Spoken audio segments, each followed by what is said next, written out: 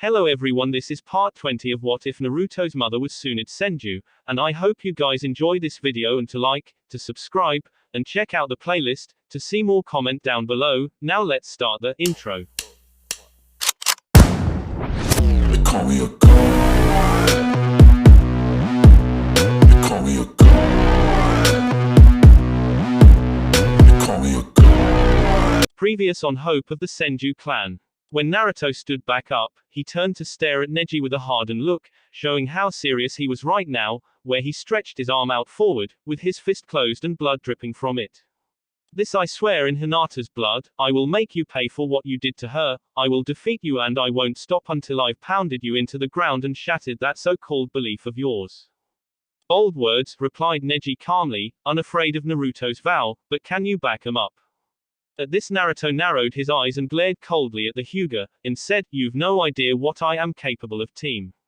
At this remark Neji frowned, where the two genin continued to glare at one another until their respected sensei placed their hands on their shoulders and led them away back up to the catwalk so that the next match could begin. The arena. After the incident between Hinata and Neji had settled and everyone had returned to catwalk, the next match soon started, which was between Gaara and one of Mai's teammates. When Mai's teammate faced off against Gaara, he took off his cloak and revealed himself to be average-looking boy wearing a standard shinobi uniform with brown hair, a small scar on his left cheek. On his back he carried 6 folded-up umbrellas. When Hayat started the match, the Genin threw his umbrellas into the air and did a single hand seal before yelling out, "Juro Senbon, Senbon shower." After which a hail of Senbon needles fell from above, where the Genin then used his chakra to control the needles and had him attack Gaara from every direction. "This match is mine, you cannot avoid my attack no matter what direction you take," the Genin declared as the hail of needles fell on Gaara. But, just as the needles were about to hit Gaara, a large amount of sand suddenly came out of his gourd and surrounded him and acted like a shield, protecting him from the needles. With Naruto and the others. It's exactly like that nightmare before, thought Shino with fear, where he could see his teammate Kiba sweating profoundly and his partner Akamaru whimpering in his jacket. Shit, he can use sand, but then that means, thought Naruto with shock, as he remembered what he read during in visit to the Fire Daimyo private library, one before he turned to his mother and the others. "Ka-chan, I think that guy is like Yugito-chan and Killer Bee." When Tsunade and the others heard this, their eyes widened in surprise. "Naruto, are you sure of this?" "Positive," replied the boy. "If this is true, then things have become even more complicated," thought the Sandaime. "I knew there was something up with that kid," thought Ibiki as he stared down at the Tsunade genin. "Damn it, what the hell is Tsunade thinking letting a kid like him entering this exam?" Jiraiya thought, as he had heard the stories how the Jinchuriki of the Shukaku would often go insane. Shit, as if things weren't complicated enough with the Kumo nins and Hanzo granddaughter here. Counting Naruto, there are now 4 Jinchuriki in the arena right now, thought Kushina with a frown.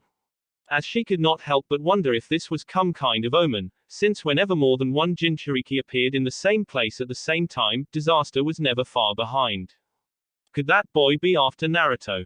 Like Hanzo's granddaughter and the Kumo nins, Tsunade wondered. Since like Kushina she found it all too coincidental for Gaara and the Kumo nins to be in this exam with Naruto. "Naruto-kun, what do you mean by that? How is that guy like those Kumo shinobi?" Ino asked, as she stood next to Naruto after the end Hinata's match.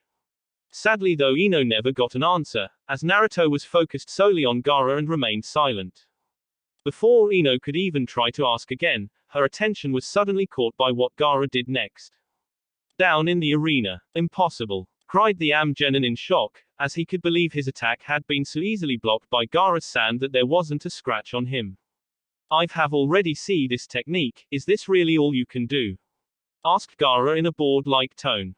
"Not even close," yelled the Geni, before he launched another barrage of Senbon needles at Gaara, which he blocked, by maintaining his sand wall. But unlike the last time, the Genin had thrown several Senbon needles along with the ones that came from the umbrella. Attached to them were some exploding notes, which he activated as soon as they hit Gaara's sand wall. When the notes exploded, a large cloud of dust appeared and enveloped Gaara. "Ha! How do you like that, team?" yelled the Genin in victory. Sadly though, the Genin's victory didn't last very long, for when the dust from the explosion dissipated, he saw a large sphere of sand, which soon fell apart and revealed an unharmed Gaara. NN no way, cried the Genin in disbelief. I'm bored with you, spoke the red-headed Genin with a dull tone, before he extended his arm and cried, Sabaku Q sand binding coffin. After which Gaara's sand shot forward and enveloped the Genin, where within seconds the Genin was covered in a cocoon of sand, unable to move. I could easily leave you like this and allow the referee to declare me the winner, but that would be too easy, and too boring, spoke Gaara, and he had his sand raise up into the air. Once the Genin was high enough in the air, Gaara closed his hand and cried, Sabaku Soso, sand waterfall funeral. Which caused the sand cocoon to implode, killing the Genin instantly and causing a small shower of blood, which covered the arena floor. With the spectators. After seeing this spectacle, most of the spectators were left in complete shock and horror.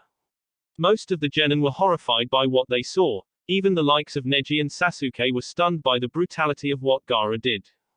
Those like Sakura closed their eyes, just Gaara crushed the Genin, while others like Ino turned away, where she covered her face into Naruto's chest, not wanting to see it. Naruto of course did not try to stop Ino when she placed her face into his chest. In fact, he tried to comfort the blonde girl, as like her, he was horrified by what he had seen. Flawless victory as always, Gaara, thought Baki. That idiot never stood a chance, thought a smirking Kankuro. Damn, that is one brutal kid, thought Zabuza, since he could see by looking in Gaara's eyes that he was a stone-cold killer. He also couldn't help but notice that in many ways Gaara was just like him when he was Gaara's age, back when they still had the final exam in Kiri. Such brutality, thought Sandaime sadly, who guessed that Suna had raised him to become an emotionless killing machine. The same thing that Danzo wanted to turn Naruto into after the Yondaime sealed the Kyuubi into him. Just as I feared, this kid is a complete sociopath, thought Jiraiya as he looked at the young red-headed boy. So he is the feigned ultimate weapon of Suna, thought Kandaki, who was rather impressed with Gaara's power and was completely unaffected by the death of one of his genin. He is clearly no order genin, my thought with a frown, after seeing Gaara's display of power. Even the likes of Danzo frowned when he saw what Gaara did, although for completely different set of reasons. Interesting, so that is the famed Sabaku no Gaara, but why has Suna sent its Jinchuriki into this exam? Is it because of Naruto or for another reason? That guy's a monster, muttered Omoi, with disbelief, and was actually fearful of having to go against him. Yugito of course did not take offense to Omoi's comment, in fact she actually agreed with him, as what Gaara did was indeed brutal. She also had to acknowledge that the Nibi was right about the Jinchuriki of Shukaku, he was indeed dangerous. Soon after being declared the winner by Hayate, who needed a moment or two to recover, Gaara began to make his way back up to his team. But before he walked away, he turned to look up at Naruto and Sasuke, who had just recovered from the shock of what they had seen. When Gaara looked up at him, he gave them both a cold, piercing look. Seeing this, both Sasuke and Naruto stared right back at the sand-wielding genin, showing that they were not afraid of him. When Gaara saw that neither Sasuke nor Naruto were afraid of him, the crazed boy actually smiled, as if pleased that his new prey was unafraid of him. For as far as he was concerned, it made his future battles with them that more exciting, where he would enjoy seeing the look of fear and horror in their eyes right before he killed them. Not long after Gaara rejoined his team, the screen lit up again, where it went through the remaining names to see who was next to fight. After about a minute or two, the screen stopped at Choji versus Dosu. Seeing this, Choji began to feel hesitant about fighting, given what he saw a few minutes ago. Seeing that how nervous his student was, Asuma decided to encourage Choji by promising to treat him to barbecue if he won, and to intervene if he was in danger. Naturally, upon hearing the offer of a free lunch, Choji regained his fighting spirit and jumped down to the arena, eager to fight. When Hayate started of the match, Ino suddenly yelled to him that he was fat, so that he would be spurred into fighting even more. As expected, Ino's tactic worked, as Choji was now in a frenzy and transformed into his human bullet tank form and charged straight at Dosu. Sadly, the Oto genin avoided Choji's attack by jumping into the air, where Choji then got lodged in the wall behind Dosu. With Choji unable to fight back, Dosu landed on top of the large boy and used his melody arm to send a blast of sound into Choji's bulk, where its effectiveness was increased as a result of Choji's increased size, thus defeating Choji. Once Asuma picked Choji up and brought him back to the catwalk, the screen activated again and went through the names, where it stopped at Omoi against the last remaining member of Mai's team. Down in the arena, when Omoi and the Amgenin stood opposite each other, the Amgenin took off his cloak, revealing him to be an average-looking young man in his late teens with short blonde hair, wearing a typical Am shinobi uniform. After Hayat began the match, the Amgenin started things off by throwing a kunai at Omoi, who easily evaded the kunai by sidestepping it. But as soon as the kunai flew by him, it turned around and went to hit Omoi in the back. Fortunately though, Omoi did not miss this and quickly took out his long katana and deflected the kunai. Naturally, the Amgenin was surprised by this, as he was certain Omoi wouldn't notice it. I suggest that you do not underestimate the shinobi of Kumo, as I won't fall for such cheap tricks, spoke Omoi calmly with a hint of seriousness. I see, well then, let's get started, spoke the Amgenin, where he threw several more kunai at Omoi, who easily deflected them with his katana and then charged forward at the genin and slashed at him, forcing the Amgenin to jump backwards to avoid the attack. That was rather close, but now try these, yelled the Amgenin as he threw 6 kunai at once at Omoi, who easily sidestepped them. Seeing this, the Amgenin frowned and threw another 6 kunai at the Kumo nin, but like before avoided them by sidestepping them. Annoyed by how easily Omoi was evading his attack, the Amgenin decided to up the game a bit. He then took several dozen kunai and threw them into the air and did 3 quick hand seals and yelled out Soshujin, manipulating attack blades, causing the kunai to stop in midair, where he then sent the barrage of kunai speeding forward.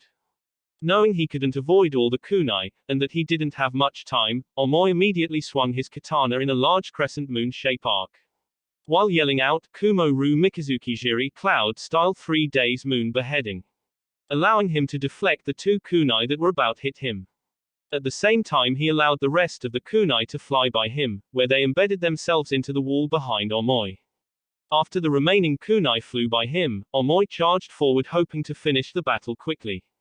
But as he moved forward, he felt a sharp pain in both his arms. When he looked at him, he saw that the sleeves of his shirt were torn and saw small shallow cuts on his arm. Seeing this, Omoi narrowed his eyes and finally saw the thin lines of steel string that now surrounded him. After seeing this, Omoi realized that his opponent had tied the steel string to the end of his kunai so to limit his movement. It also explained how he was able to control the movements of the kunai that he threw at the beginning of the fight. Hey, looks like I have you now, said the Amgenin with a smirk. There's no way you can avoid my attacks any longer with my wire surrounding you. Nor can you use that long katana of yours properly, given the limited space you have. Omoi of course did not respond to this and maintain a blank look. After getting no response from Omoi, the Amgenin decided to finish the battle, where he took out 3 more kunai and threw them at Omoi. Knowing that he couldn't avoid the kunai or block them with his katana, due him limited space he had, Omoi was left with one course of action, where in a remarkable feat of skill, he caught the first kunai in his left hand, his free hand, and immediately deflected the other 2 kunai with the kunai he caught. Naturally, the Amgenin was surprised by this, while everyone else watching the fight was rather impressed with Omoi's skill level.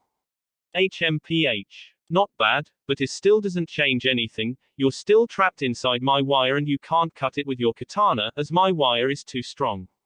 I wouldn't be so sure of that, Omoi answered, where he began to channel his lightning chakra into his katana and in one swift motion, sliced right through the surrounding wire. No way, cried the Amgenin in shock at seeing his steel wire being cut by Omoi's katana with ease. With the spectators. When those watching the fight saw this, many of the senior shinobi were surprised and impressed with a genin knowing an advanced chakra flow technique. Sarutobi Asuma was especially impressed with Omoi's skill, since with the exception of Naruto, Omoi was the first genin he had seen able to use an advanced chakra flow technique like that. Pretty impressive. Kumo is sure as hell not playing around by sending this team into the exam, thought the Hokage's son, as he had to admit that Naruto was right about the Kumo genin being a skilled group. Pretty good Omoi, thought Naruto with a smile, since it was obvious that his friend had improved a lot since they last met. In the arena, with the steel wire surrounding him now gone, Omoi then raced forward, intending to finish the fight. Seeing this, the Amnin quickly leaped backwards to keep some distance between the two of them, where he then threw 4 more kunai at them.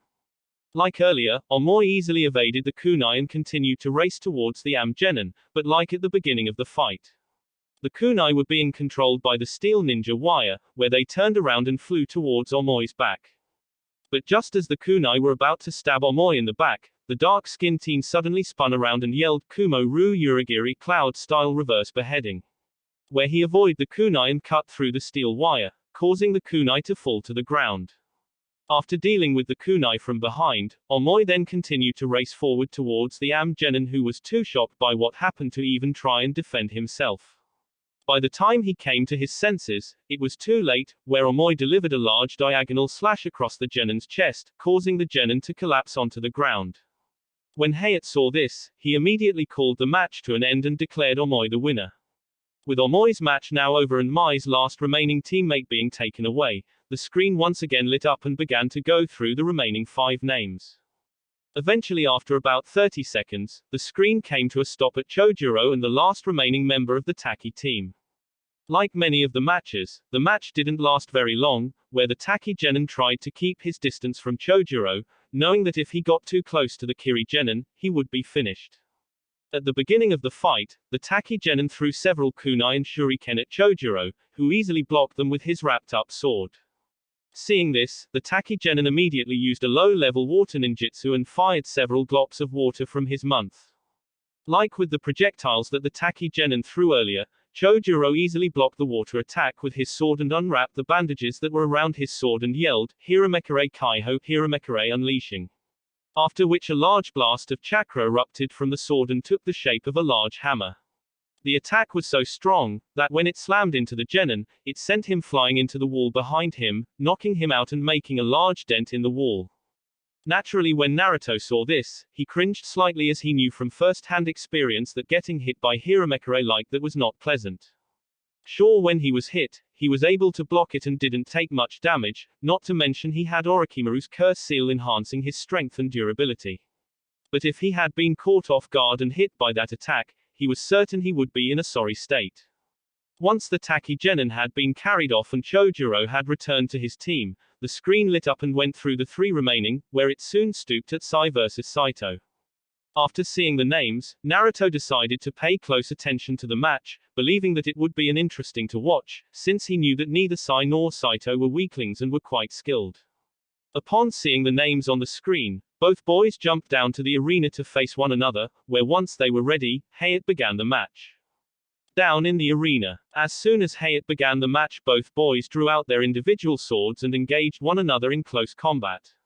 For the first few minutes of the match, the 2 Genin traded attacks with each other, where they would block or dodge the other's sword slashes or strikes.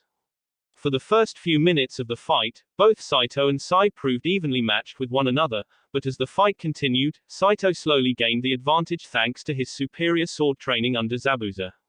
Realizing this, Sai decided to gain a little distance between him and Saito, where he jumped backwards into the air and threw several shuriken at him, forcing Saito to deflect them. With Saito momentarily distracted, Sai took out a special drawing scroll and opened it, then threw it into the air and took out his brush and painted 2 ink lines to attack Saito. Seeing the ink lines coming at him, Saito immediately dropped his katana and did some hand seals and thought, Suten, Teppadama, water style, gunshot.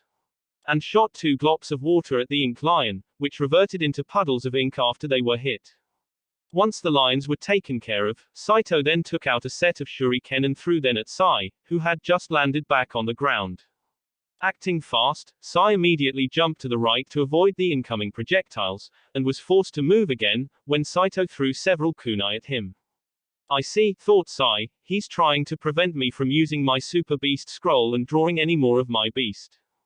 But I'm afraid that won't work with me, thought the root agent further before he threw a smoke bomb to the ground and 2 more to the left and right of him, causing much of the arena to be filled with smoke and obscuring Saito's line of sight. Shit, thought Saito angrily, as he realized what Sai was doing, where he quickly picked up his katana and fell into a defensive stance and prepared for Sai's eventually attack. The attack soon came, where a flock of small ink birds emerged from the smoke.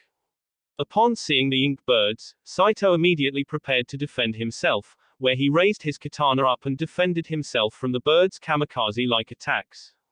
As soon as the ink birds were all destroyed, Saito began to use his sensory skills to try to find Sai in the slowly dissipating smoke. But just as he was sensing for Sai's chakra, he suddenly sensed a small chakra signature coming behind him. Thinking that Sai was suppressing his chakra so to keep himself hidden, Saito immediately spun around and found Sai emerging from the smoke with his Tanto sword in hand. Acting fast, Saito quickly sidestepped Sai's stabbing attack and then spun around behind the pale-faced boy and slashed at his back.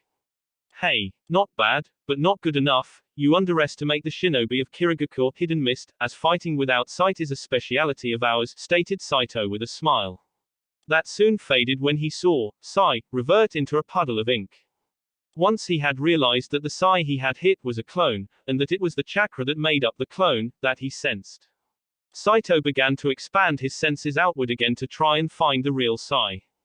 Unfortunately, by the time he did this, a large number of ink snakes that had been slowly slithering across the ground toward him were on top of him.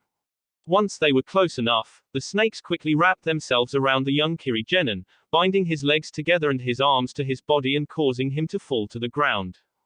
As Saito struggled and tried to free himself, he suddenly saw Sai standing over him with his sword pointing right at his face.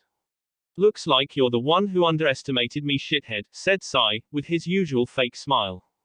It was at this point that Saito realized that the smoke, the ink birds and the ink clone were all a distraction from Sai.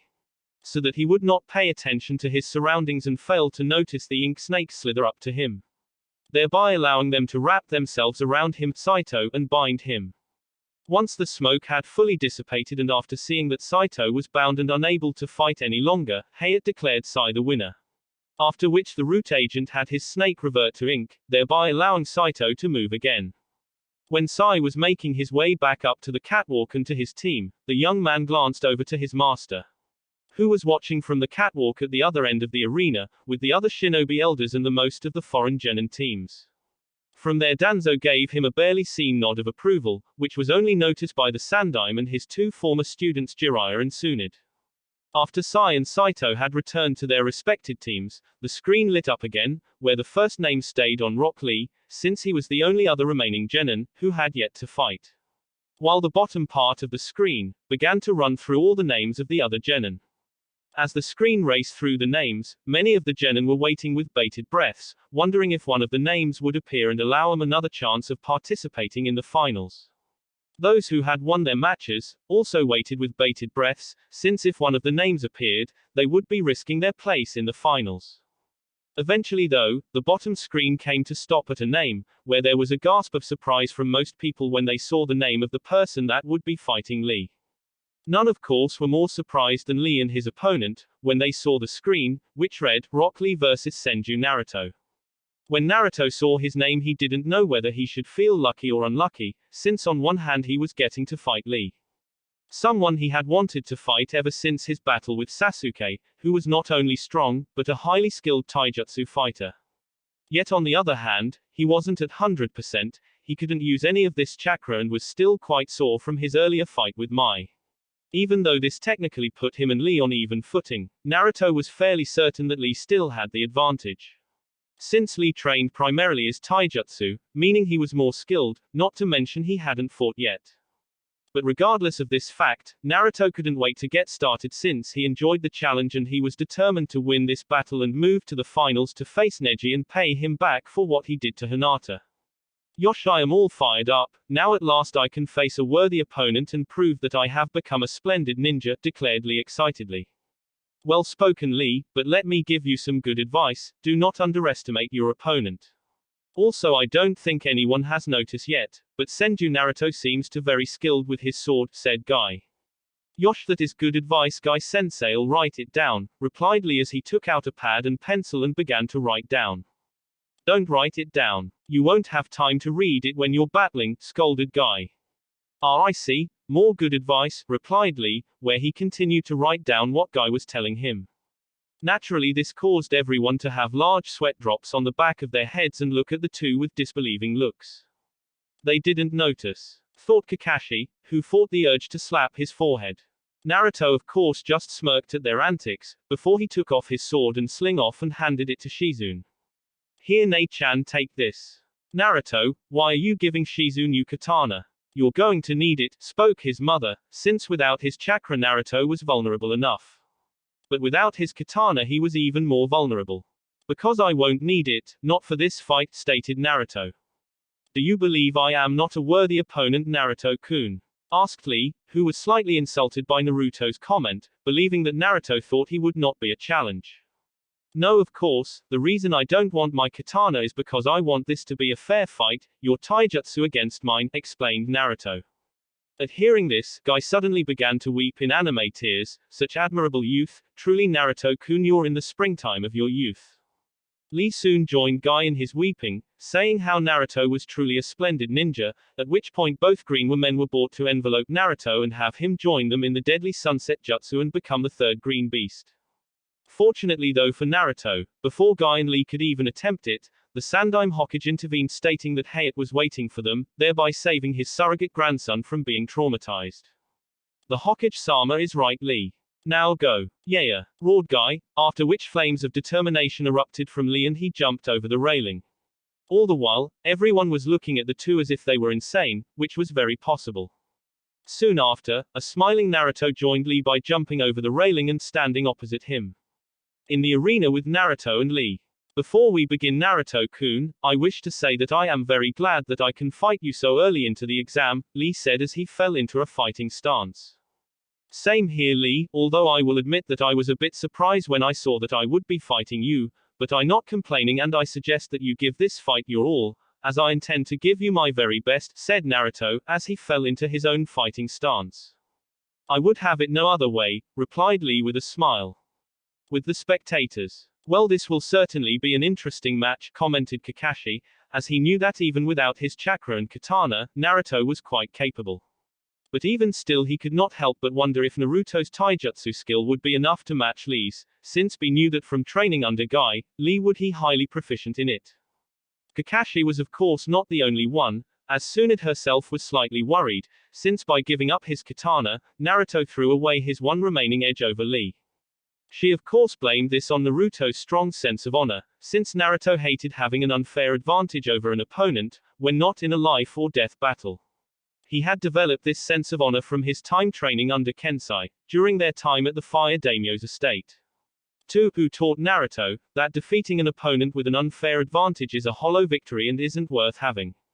In the arena with Naruto and Lee. Once both boys were ready, Hayate, who was standing between them, raised his hand and lowered it while saying, "Now let the final match of the preliminaries begin." As soon as Hayate yelled, "Begin," Lee raced towards Naruto at top speed and did a mid-air spinning kick while crying, "Konoha Senpu, Leaf Whirlwind." Acting fast, Naruto brought up both his arms and held his ground while blocking the kick, where he then pushed Lee away, causing the bowl-cut boy to flip back and land a few feet back. After blocking the kick, Naruto shook his arms around a bit, as they tingled a bit, since Lee's kick had been quite strong. Soon after though, Lee attacked again, where for the next few minutes the two boys fought in a fierce taijutsu battle, blocking or dodging each other's attacks. Naruto was thankfully able to keep up with Lee's high speed due to removing his Shishiomomizuke Shiru, 4 limbs waiting seal, when he fought Mai. In fact, he was actually a good bit faster than Lee was right now. As the fight continued, Naruto blocked another spinning kick from Lee with his right arm and then attempted to punch Lee with other free arm. Lee of course saw this and fell back to the ground and spun around and did an high-speed leg sweep. Naruto avoided this by falling backwards as well and using his right arm to push himself into the air and flip backwards to that he would land of the ground a few meters away from Lee. Not to be deterred, Lee followed after Naruto, and attacked with a series of high-speed rapid punches, which Naruto was just able to block. After which he disappeared right before Lee's eyes in a burst of speed and reappeared to Lee's right side and preformed a spinning back kick, while crying out, "Uzahando, whirling kick." 3.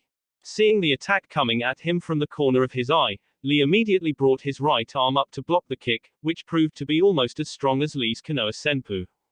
Not letting up on his attacks and in an impressive feat of agility, Naruto was able to push himself off Lee's arm, and spun himself around Lee's unguarded left side and delivered a powerful forward mid-air spin kick.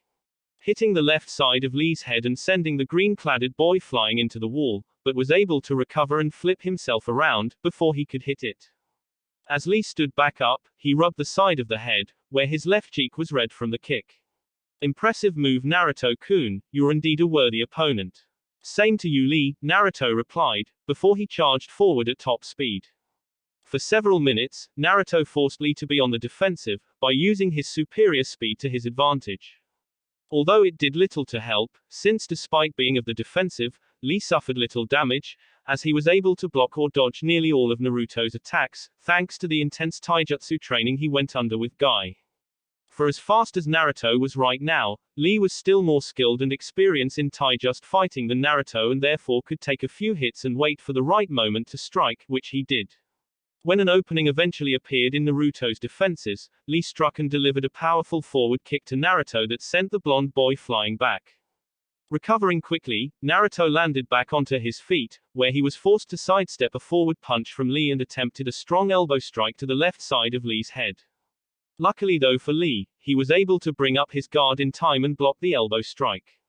But when he did, Naruto used Lee's arm as type of springboard to push himself away and spin around behind Lee and struck him with a strong elbow strike to the back of the elder boy's head, causing the bushy-haired boy to fall forward. The strike was so strong, it nearly knocked Lee out, but luckily for him, he was able to stay conscious and rolled away from the young Senju.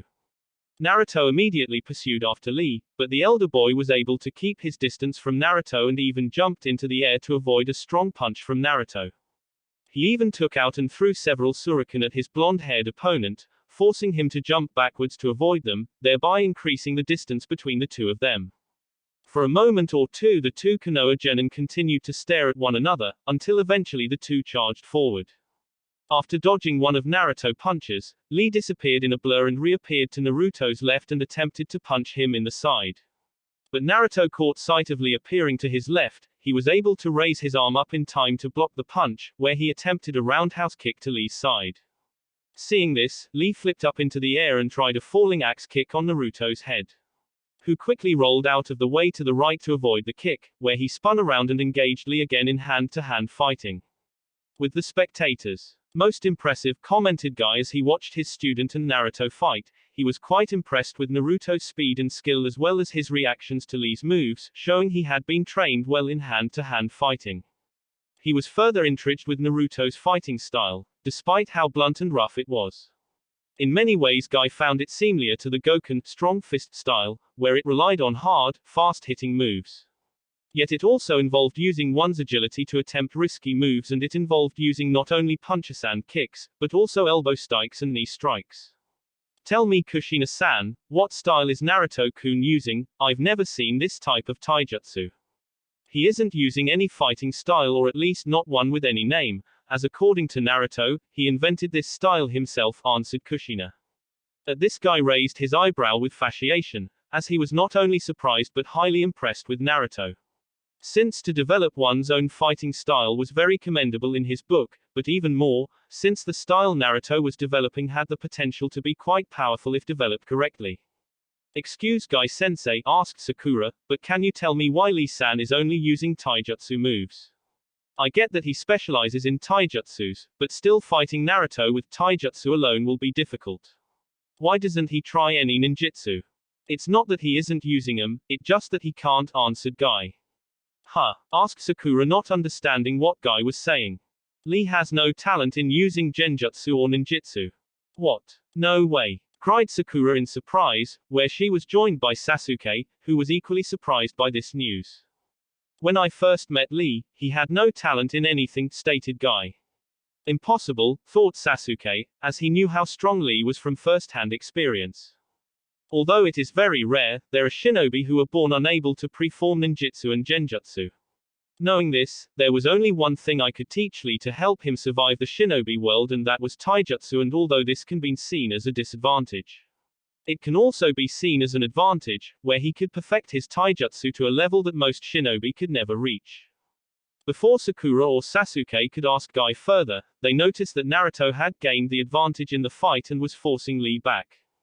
With Lee and Naruto down in the arena, after avoiding a strong kick from Naruto, Lee did a series of backwards somersaults to gain some distance from the young Senju.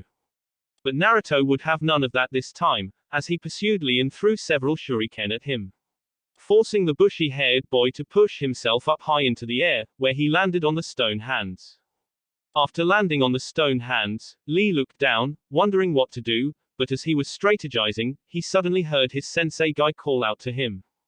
Lee, take him off. Knowing what his sensei was referring to, Lee turned to look at his sensei in surprise.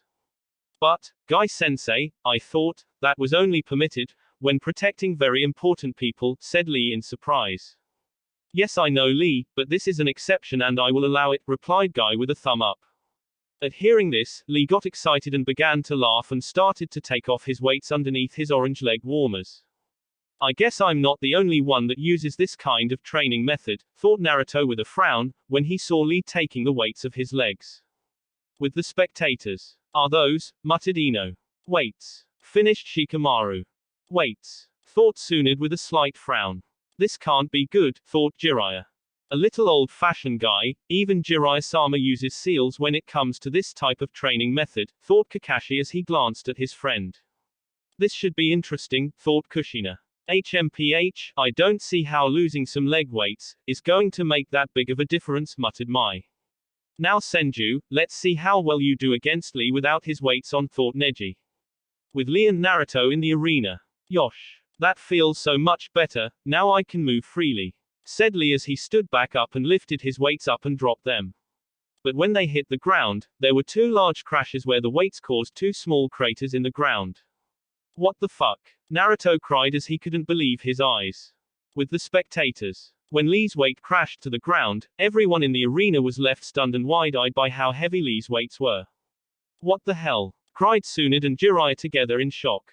But how? Said a stunned Shizune, who was squeezing poor Tonton in shock. Impossible, said Sasuke, who couldn't believe his eyes. This is off the chain, yo. Declared Killer Bee. How could he even move with that much weight on him, cried a surprised Sakura. He can't be human, thought a shocked Mai. Guy, you are too much, thought Kakashi with a sigh. Talk about overkill, muttered Kushina. This is insane, thought Yamato with a stunned look. With Lee and Naruto in the arena. This is nuts. What kind of sensei is Maito Guy?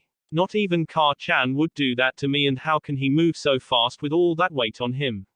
Thought Naruto, as he still couldn't believe what he was seeing with his own eyes. Enter Naruto OST Beautiful Green Wild Beast. Before Naruto could even think more on the subject, Guy suddenly gave Lee the signal to go, where Lee responded with a yes sir. Before he disappeared right before Naruto's and everyone else's eyes. The next thing Naruto knew, Lee appeared right before him, when Naruto tried to defend himself and strike at Lee. He disappeared and reappeared to Naruto's right and delivered a powerful punch to the side of Naruto's face, sending him flying. Before Naruto could even realize what had just happened, Lee appeared again in midair and gave him a brutal kick to the left side of his face, sending him flying in the opposite direction. After the kick, Naruto tried to recover by getting his feet back on the ground, but as soon as he did, Lee appeared again and punched him in the stomach. The punch was so strong that Naruto felt like he had been kicked by a donkey and nearly fell to his knees. This continued for the next few minutes, as Lee flew around Naruto, making the young Senju feel like a ping-pong ball at being sent flying around the arena. He couldn't even defend himself, as every time he tried, Lee would hit him before he could put his guard up, and every time he tried to hit Lee, the green-clad boy would disappear, and reappear somewhere else. With the spectators. Unbelievable, said a stunned Sasuke, as he couldn't believe that Lee was this fast and that he held back this much from their fight. So fast, thought Kakashi in surprise. Amazing, thought Kurenai. Naruto-kun, cried a worried Mai. That guy is too much, he's just too fast, said Shikamaru. I can't even keep up with him, said a stunned Choji. I never dreamed that anyone could be so fast, stated Ino in surprise and worry when she saw what was happening to Naruto. How in the hell can anyone be that fast? Said a shocked Kiba. Damn it, thought Tsunade as she tightened her grip on the railing. Shit, what the hell has Guy been doing to this kid, thought Jiraiya, as he couldn't believe that anyone around Naruto's age could be this fast. Incredible, not even Gaara-san would be able to keep up with that kind of speed, thought the amazed Temari. No way, muttered Omoi. What the hell is Konoha doing with these guys, yelled a shocked Karui. Shit, this kid is even faster than Haku, said stunned Zabuza. No doubt, spoke Chojuro, who was joined by his teammate Saito in agreement. Even Haku herself had to agree with them, as there was no point in denying it, although right now that was the least of her concern. Since right now she was fearful for Naruto, as the young boy was being thrown about like he was nothing by Lee. Haku was of course not the only one who was worried for Naruto, since even Mai, Yugito, Sumui, Omoi, Ino, Jiraiya, Shizune and his mother Tsunade were becoming more and more worried as they watched the fight. As I said, even though Lee is unable to use either ninjutsu or genjutsu, we focused solely on his taijutsu. Turning his disability into a gift, now he doesn't need those skills to win, since he has now become the foremost taijutsu specialist and won't lose to anyone. With Lee and Naruto in the arena. After receiving yet another powerful kick from Lee, Naruto struggled to keep himself standing. Shit. How the fuck is this happening? How can anyone be so fast? Thought Naruto, as he spat out some blood and pant heavily. But before he could think any further on the matter, Lee appeared right underneath Naruto and sent a powerful kick to his chin, sending him flying into the air. Naruto of course recovered quickly thanks to his high tolerance for pain from his training with his mother and flipped himself over so that he would land on his feet. But as soon as he landed, he saw Lee appear in front of him, where he tried to hit the elder boy. But he immediately disappeared and reappeared to Naruto's left, then his right and then behind him, and each time Naruto tried to hit him, he would move away before Naruto could hit him. Before Naruto knew where Lee went, the bushy-haired boy appeared to his right and sent him a powerful right hook, which sent the young Senju to the ground and skidding across it to the center of the arena. End of Naruto OST. Beautiful green wild beast.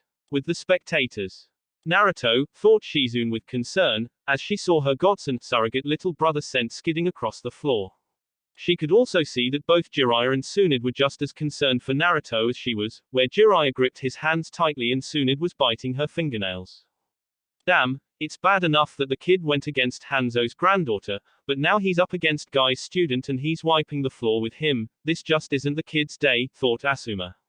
Huh, the boy finished now, thought Baki. It seems that you and I weren't destined to fight after all, Senju.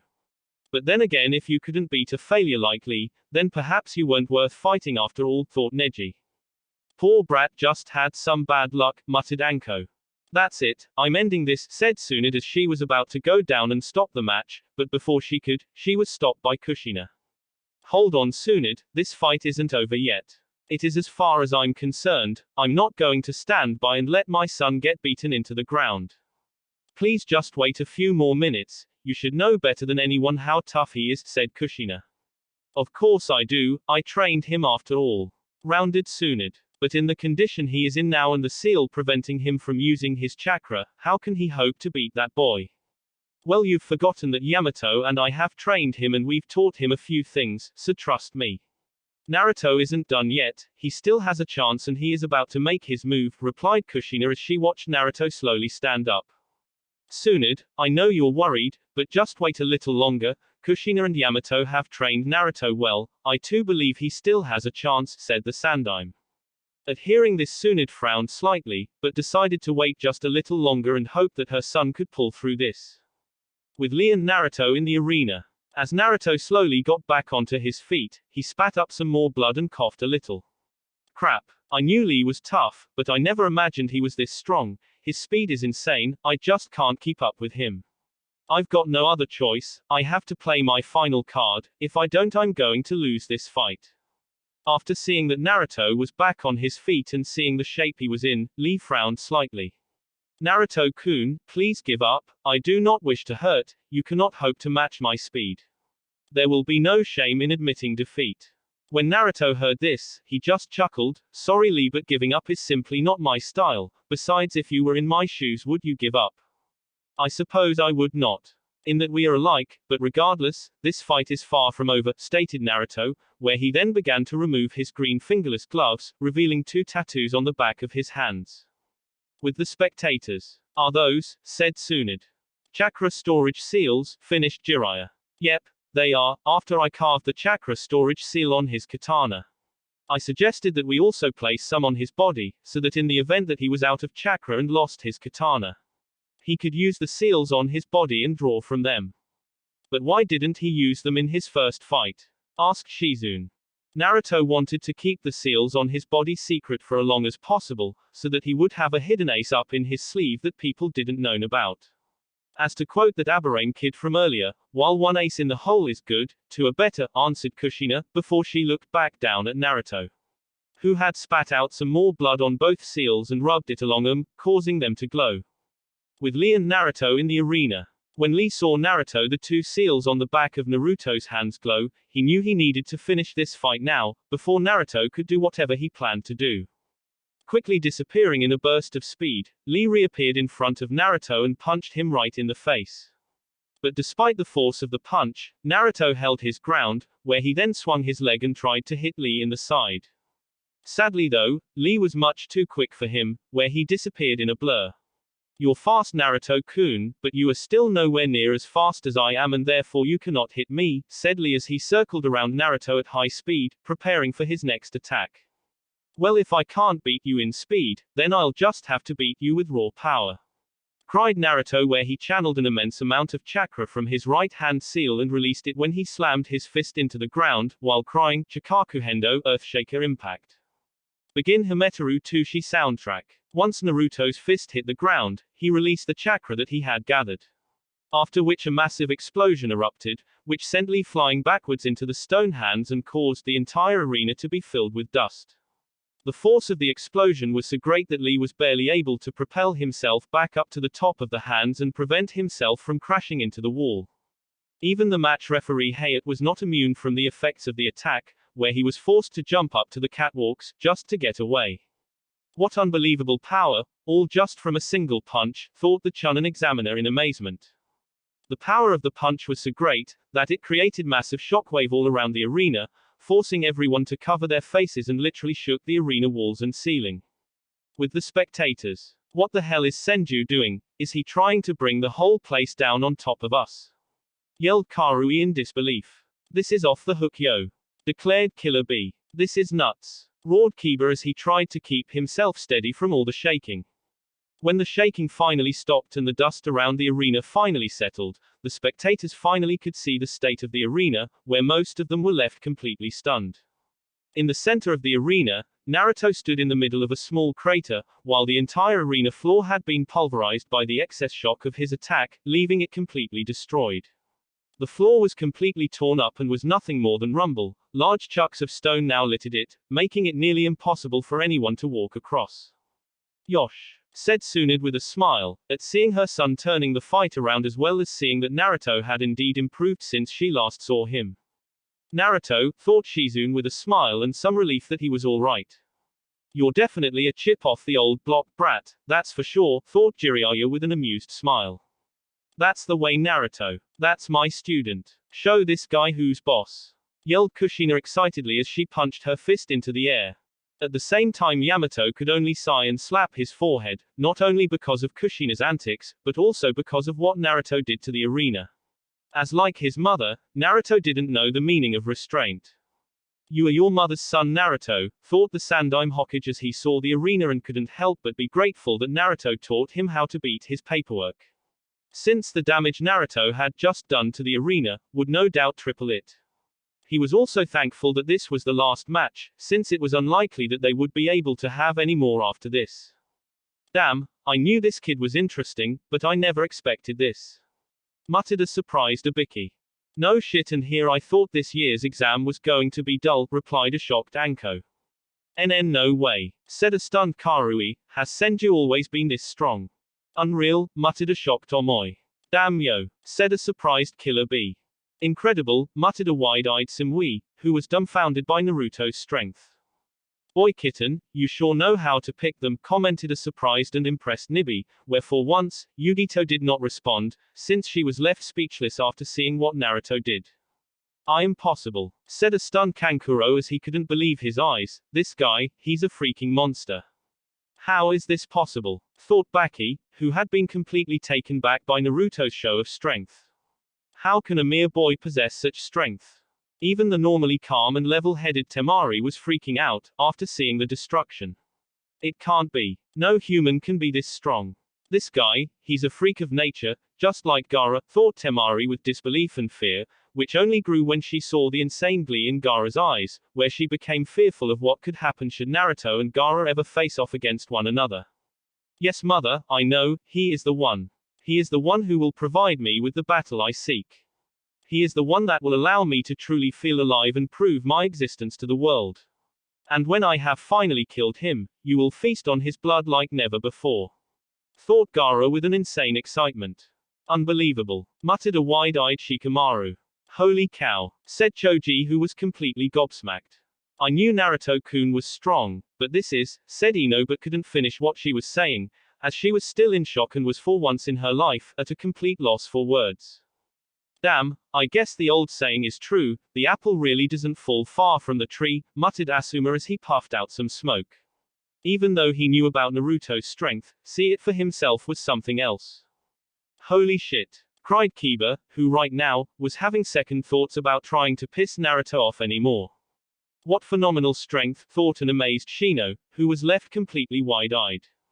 Such power, thought Kureni, who like Asuma knew about Naruto's strength, but couldn't help but be amazed at seeing it for herself. This is insane, how can he be this strong? Thought a wide-eyed Dosu. Magnificent, thought Orochimaru with insane-like glee, as he licked his lips at Naruto's show of power. I don't believe it. He was holding back this much when we fought. Thought a shell-shocked Mai, but eventually her surprise wore off and she started to smile. But then again, I guess I shouldn't expect anything less from my future husband. Unfortunately though, Mai's team leader Kandaki did not take the sight as well as she did.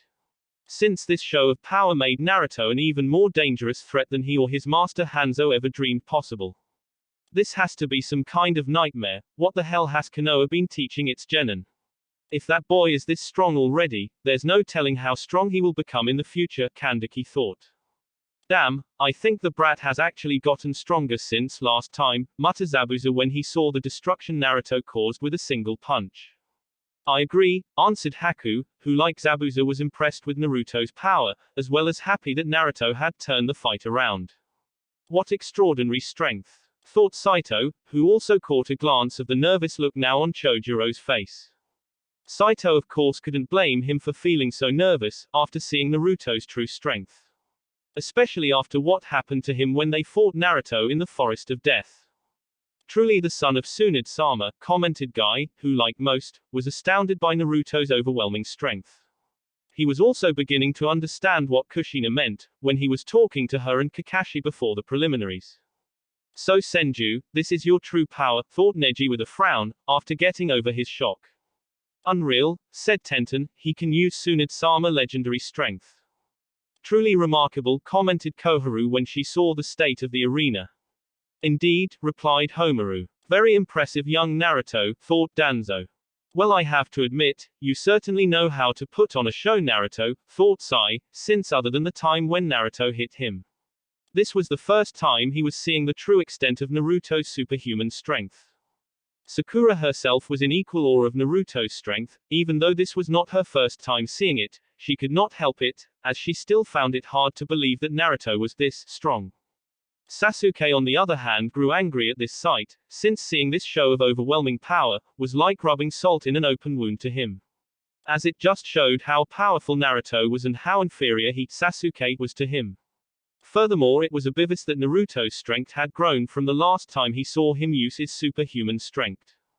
No matter how many times I see this, it never ceases to amaze me, at how strong Naruto is, thought Kakashi.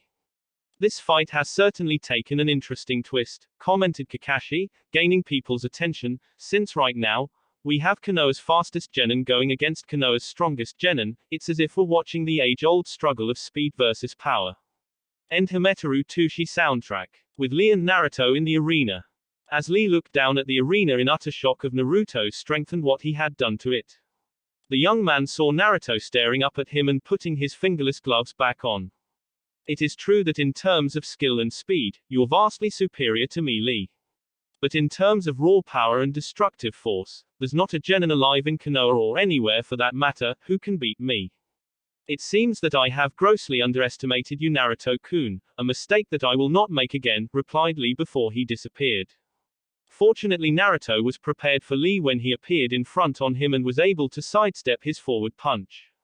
After which Naruto attempted to punch Lee using his superhuman strength, but missed as Lee disappeared in a blur. Acting fast, Naruto jumped into the air and barely avoided a swinging kick from Lee, who appeared on Naruto's right.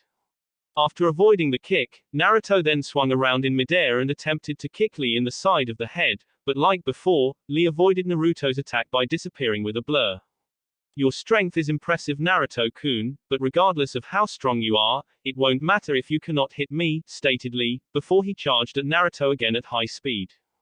The fight continued like this for several minutes where Naruto used his superhuman strength to keep Lee at bay.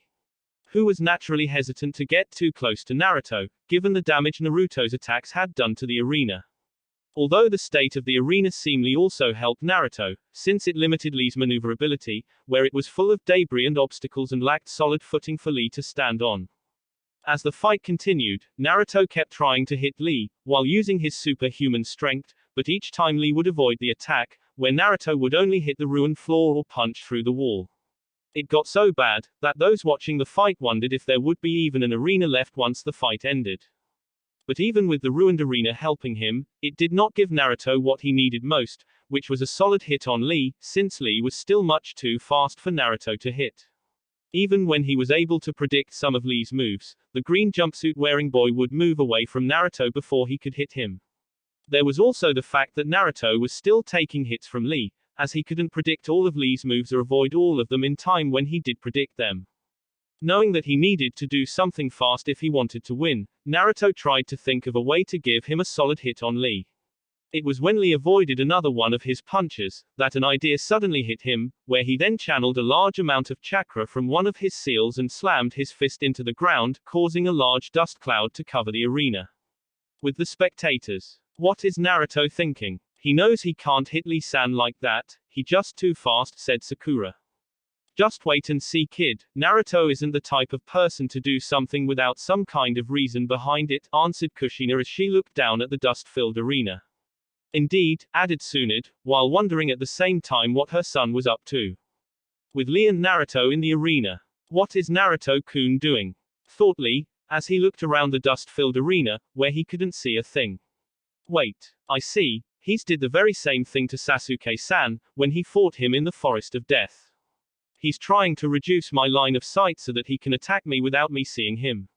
Very clever, Naruto-kun, I would expect nothing less from you, but it is not clever enough to defeat me. After figuring out Naruto's plan, Lee quickly raced at top speed towards the last place he saw Naruto, knowing he couldn't have gotten too far. As he neared the spot, the dust slowly began to settle, where he then saw the distinct silhouette of Naruto, standing in the same spot that he was before he created the dust cloud. Wanting to finish this quickly, Lee sped toward Naruto and did a powerful roundhouse kick, right into Naruto's left side, which made contact.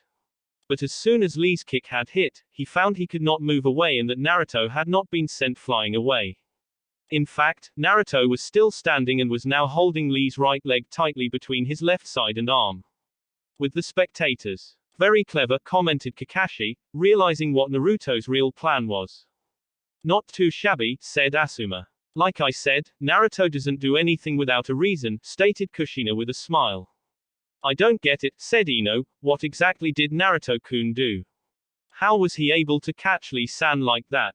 It's simply really, the kid knew that through normal means, he could never hit that other kid, so he devised a strategy by hitting the ground and causing a large cloud of dust to form around him. So that when that Lee kid moved through the dust cloud at high speed, he would disrupt the dust in the air, allowing Naruto to see what direction he was coming from and prepare for him, where he then let that Lee kid kick him, so that he could grab hold of his leg and keep him in one place.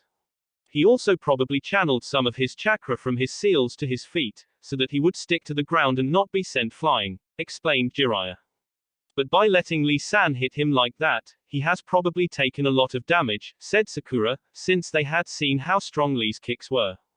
True, but it was worth it, since now Naru-chan has a clean shot at that kid, as he can't move away, answered Tsunade with a small smile. With Lee and Naruto in the arena. After taking Lee's kick and grabbing hold of his leg before he could move away, Naruto spat up some blood and grimaced, since he was certain that he had at least 3 broken ribs from that kick. But despite the pain, he smiled, since it was all worth it. Lee on the other hand became worried, for as soon as Naruto grabbed hold of him, he realized what Naruto's real plan was behind the dust cloud and how Naruto let him hit him. Before Lee could try and think of a way to get out of Naruto's grip, the young Senju charged his fist up with a huge amount of chakra. Sorry Lee, but this is where it all ends, said Naruto, before he delivered a devastating blow to Lee's face, which sent the elder boy flying to the other end of the arena and right through the stone wall near the main entrance doors, creating a 10-foot wide hole in it. When Tenten and Guy saw this, both of them cried out Lee's name in concern, since there was no doubt that he would be seriously injured after taking a hit like that. With the spectators, he's finished, thought Mai with a smirk. The match is over, thought Yugito, as she looked at the rumble of stone that covered Lee. Smash him like a window pane, rhymed Killer Bee. Oya, Naruto sure didn't hold anything back, muttered Shikamaru, before muttering, troublesome, when he saw the condition of the arena, which was just about destroyed and filled with several craters along with holes and dents on the wall. I honestly didn't think Senju would pull it off, muttered Saito. Naruto sure has gotten a lot stronger, thought Omoi, since he was certain if he had been in Naruto's shoes, he would have lost long ago. Nice going brat, thought Jiraiya with a smile. Even Tsunade looked relieved at seeing that Naruto had won and let out a deep sigh that she had been holding, as it was obvious she had been worried about her son. Down in the arena. After jumping back down into the ruined arena, Hayate looked around the arena and then over to the rubble that covered Lee.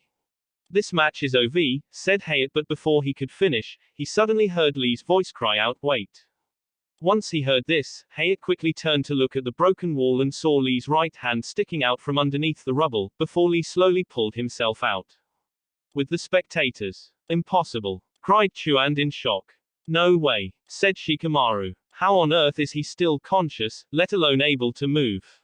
Naruto hit him dead on, said a stunned Shizune. But how? Asked Sasuke in shock, since after taking a hit like that, a normal human being should be unconscious if not dead. He can't be human, said Ino. I give that kid this, he's a tough one, thought Jiraiya with a frown. Thank goodness, thought Guy as he let out a sigh. Lee, thought Tenten, as she too let out a sigh of relief. With Lee and Naruto in the arena. How in the hell is he able to stand? I hit him right in the face, at full force, thought Naruto in shock. Lee should be out like a light for the next 3 days at least. As he stared in disbelief at Lee, Naruto noticed that Lee was in sorry stated, he was covered in cut and bruises and bleeding all over his green jumpsuit, which was in tatters right now. Naruto also noticed that Lee's arm looked to be slightly out place, as if it was dislocated. No doubt caused when he hit Lee and sent him flying through the wall. Lee, stop this, you're in no shape to fight, you can't beat me, especially with your arm dislocated like that, just give up. I don't want to hurt you any more than I already have, Naruto said in concern, since he didn't want seriously hurt Lee.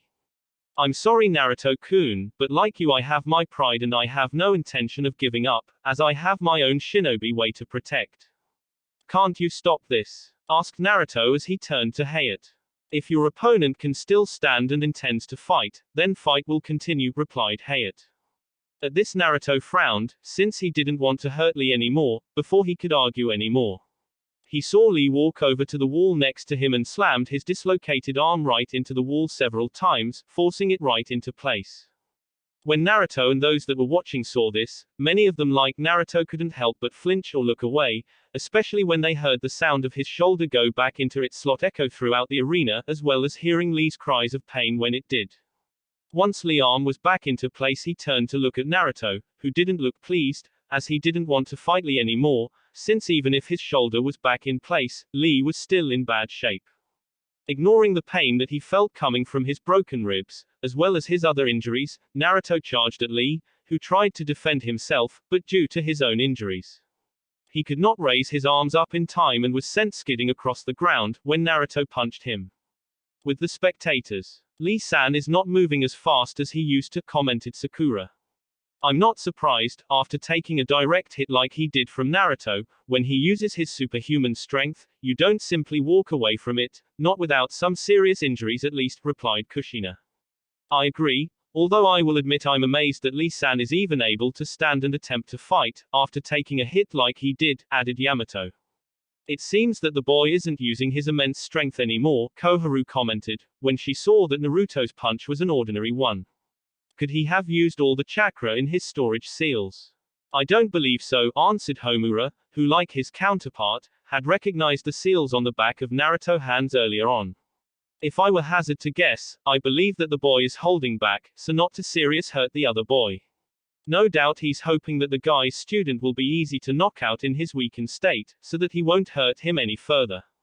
That sort of softness will you killed one day, boy, thought Danzo, who saw that Sai's report on Naruto were correct. As despite his immense skill and power, Naruto lets his emotions and heart control him, something that Danzo blamed Tsunade and Sarutobi's teachings on. With Lee and Naruto in the arena. After Naruto sent Lee skidding across the ground, he looked down at his opponent friend, who was struggling to get back up on his feet. Please Lee, just stop this, I don't want to hurt you anymore, you can barely move, if this continues you'll be seriously hurt and that's something I don't want. As Naruto said this, Lee began to remember all the fights that he had with Neji and how he always lost to him and how Neji kept saying Lee could never beat a prodigy like him. He also remembered how everyone from his old class in the academy would say that he was hopeless, since he had no skill in ninjutsu or genjutsu and that he was a failure. But then he began to remember how Guy believed in him and helped him become strong. I'm sorry Naruto-kun, but I must refuse your offer again, I cannot and will not give up, said Lee as he slowly stood up again. At this Naruto just gashed his teeth in frustration, before charging at Lee again, intending to finish this battle now. But when he punched forward, Lee vanished in a blur, much to everyone's surprise minus Guy's, who smiled. After seeing this, Naruto turned and began to attack Lee with a series of jabs and thrusts, but like earlier on in the fight, Lee skillfully avoided all of them. With the spectators, his movements have returned to normal, but how, commented Haku in surprise, since a moment ago Lee could barely move. The lotus in Konoha blooms twice, answered Guy with a smile. At hearing this, Sakura turned to Guy and asked him what he meant, as she remembered Lee saying that earlier on, back in the Forest of Death, before he left with his team. Guy, what did you? Asked Kushina, but didn't finish as she'd already guessed what he had done. It is just as you suspect, Kushina-san. So that boy, a genin, is capable of opening Hachiman 8 inner gates. Spoke Kakashi slowly, as he joined the conversation. Yes, Guy replied. At this news the Sandaime Hokage frowned slightly before looking down at Lee and Naruto. What the hell were you thinking? Teaching something that dangerous? Rounded Tsunade, angrily, as she turned to the bowl-cut-haired man, knowing what this meant. This is a disaster, said Jiraiya. What the hell have you done? Do you not realize what could happen not only to Naruto, but to your student as well?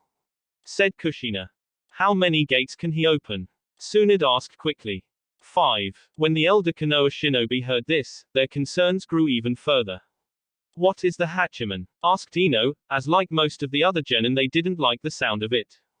At this question Guy began to explain in detail about Hachiman and what it did. When Guy finished explaining everything, naturally the other genin became just as nervous and worried as Tsunade and all the other elder Konoha shinobi.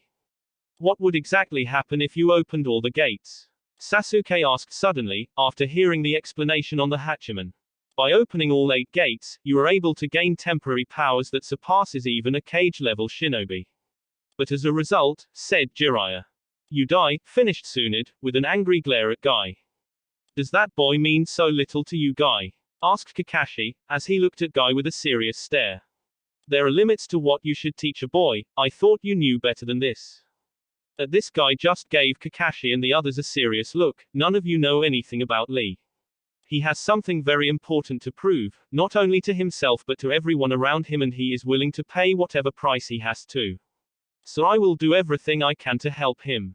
With Lee and Naruto in the arena. After Lee avoided one of Naruto's kick, he disappeared and reappeared at the other end of the arena, away from Naruto, with his back to the main doors of the arena.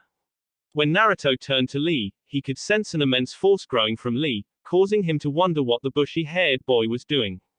Enter Naruto OST, Rock Lee Lotus theme. Guy-sensei, please let this work, thought Lee, as he began to release the third gate, the Simon Life Gate. You are about to lose Naruto-kun, as today I will now prove to everyone, that even someone with no talent can beat a prodigy like you and that hard work and sheer determination can surpass natural-born talent. It was at this point that Lee's entire skin turned red and he began to emanate large amounts of chakra from his body, which was so strong that it could be seen. At this point everyone was looking at Lee with complete shock, Naruto especially, who was stunned by this new development, as he didn't know what Lee was doing. What the fuck is going on? What is Lee doing and why has his skin turned red? Was what Naruto was thinking in confusion. With the spectators. He's opened the third, now he'll attack, said Kakashi. No, not yet, stated Guy, where he and everyone else watched as Lee opened the fourth gate, the Shaman Gate of Pain. Unbelievable, said Kushina in awe. Incredible, muttered the Sandaime, as he watched Lee do something that should be impossible for a boy his age. No way, said Sasuke, as he watched Lee power up even further. This is nuts, stated Jiraiya. Naruto, thought Tsunade with worry. What the hell is he doing? Asked Mai in confusion and disbelief in what she was seeing. Amazing, no one can do this by sheer effort alone, the boy is truly gifted, muttered a stunned Kakashi. Naruto, get out of there, you can't beat him, yelled Tsunade in panic, but it was too late. The next thing Naruto knew, Lee disappeared in an explosive burst of speed that torn the arena apart even further, forcing Hayate to once again jump up to the catwalks for safety. What frightened speed, thought Hayate as he jumped into the catwalk again. Before Naruto knew what had happened, Lee appeared underneath him and used his Konoha Shofu, tree leaf rising wind, to shoot Naruto into the air. The force of the kick was so great that it sent a massive shockwave all around the arena, forcing everyone to cover their faces. Holy shit! Cried Kiba, as he tried to shield himself from the shockwave and debris. He's faster than ever, thought Yamato. What phenomenal speed, thought Kurenai in complete wonder. This is crazy, what the hell is Konoha teaching these guys? Yelled Kankuro, as he was beginning to believe that both Lee and Naruto weren't even human. Naruto-kun, cried Haku. Where did they go? Asked a confused and shocked Saito. Up there, said Zabuza, who couldn't believe how fast Lee was, as Naruto was shot up into the air above the dust and debris. But where is Lee-san? I can't see him, asked Sakura. With Lee and Naruto down in the arena. Your immense strength is of no use to you now, Naruto-kun, thought Lee as he appeared right in front of Naruto, who couldn't move due to the force of Lee's earlier kick. After appearing in front of Naruto, Lee delivered a powerful punch that sent Naruto flying to the ground, but before Naruto could hit the ground, Lee appeared behind Naruto and kicked him in the back, sending flying up again.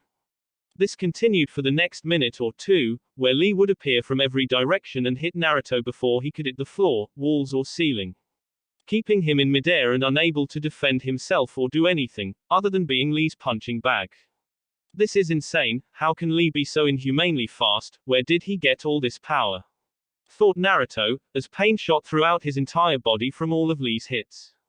You're the one, Naruto-kun, said Lee as he continued his relentless assault on the young blonde Senju. With the spectators. This is crazy. How can anyone be so fast? Asked Yugito in awe and disbelief. Unbelievable, muttered an equally awed Samui. The guy isn't human, said Karui. Shit, Naruto, thought Omoi. His muscles are tearing themselves apart, thought Kakashi, as he had to uncover his Sharingan just to keep up with Lee's speed and saw the stress that Lee's body was under from moving so fast. He's too fast, thought Sasuke, as like most people he couldn't follow Lee's speed, even if he could use his Sharingan he doubted he could even keep up. 4.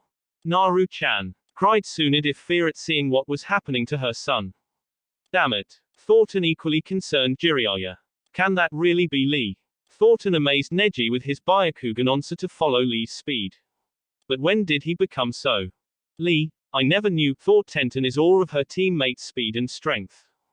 It was at this point that Guy saw Lee preparing to open the fifth gate, the Toman Gate of Limit.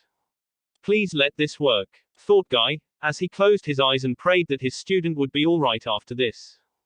With Lee and Naruto down in the arena. This is where it ends, Naruto-kun, cried Lee as he appeared over Naruto. The fifth gate, Toman. At this point Tsunade, Jiraiya, Shizune, the Sandaime and many others called out Naruto's name knowing what would happen next. This is it, thought Lee, but as he prepared to deliver the Ura wrench reverse lotus, but before he could, he suddenly became consumed by immense pain coming from his entire body. But after a moment, he overcame the pain and focused on finishing his move, where he then preformed the Ura wrench and sent Naruto crashing to the arena floor like a meteor, causing yet another massive crash and destroying the arena even further. This forced everyone to once again cover their faces from the shockwave and dust caused by the crash. End Naruto OST, Rock Lee Lotus theme. With the spectators. Shit, that was too fast, I couldn't tell what was even happening, thought Shikamaru as he covered his face. Truly impressive, thought Danzo, who believed Lee may one day become a valuable asset to Konoha. Not bad for a freak, thought Sai, who was just as amazed as everyone by Lee's power and speed. Shit, yelled Kiba again, as he protected his face from the debris. Naruto, cried Tsunade, Shizune and Ino together, while others like Omoi, Haku, Samui, Yugito and Mai, thought Naruto. Down in the arena. After the attack, Lee fell to the ground screaming in agony, as pain shot up from his left arm and leg. Once he hit the ground he rolled across the ground, unable to do anything for the moment. Eventually, Lee slowly got back onto his feet, and looked towards the dust cloud, caused by the crash, hoping to see Naruto. As the dust slowly settled, an even larger crater replaced the one that Naruto had created earlier on. But before the dust could fully settle, Naruto burst out of the dust cloud and headed straight for Lee.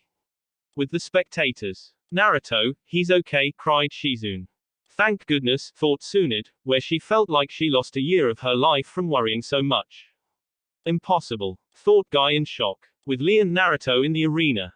After Naruto appeared out of the dust, Lee was stunned, as he couldn't understand how Naruto withstood his Ura wrench. Lee of course tried to avoid him, but found he could not as he was too injured from opening 5 of the 8 gates.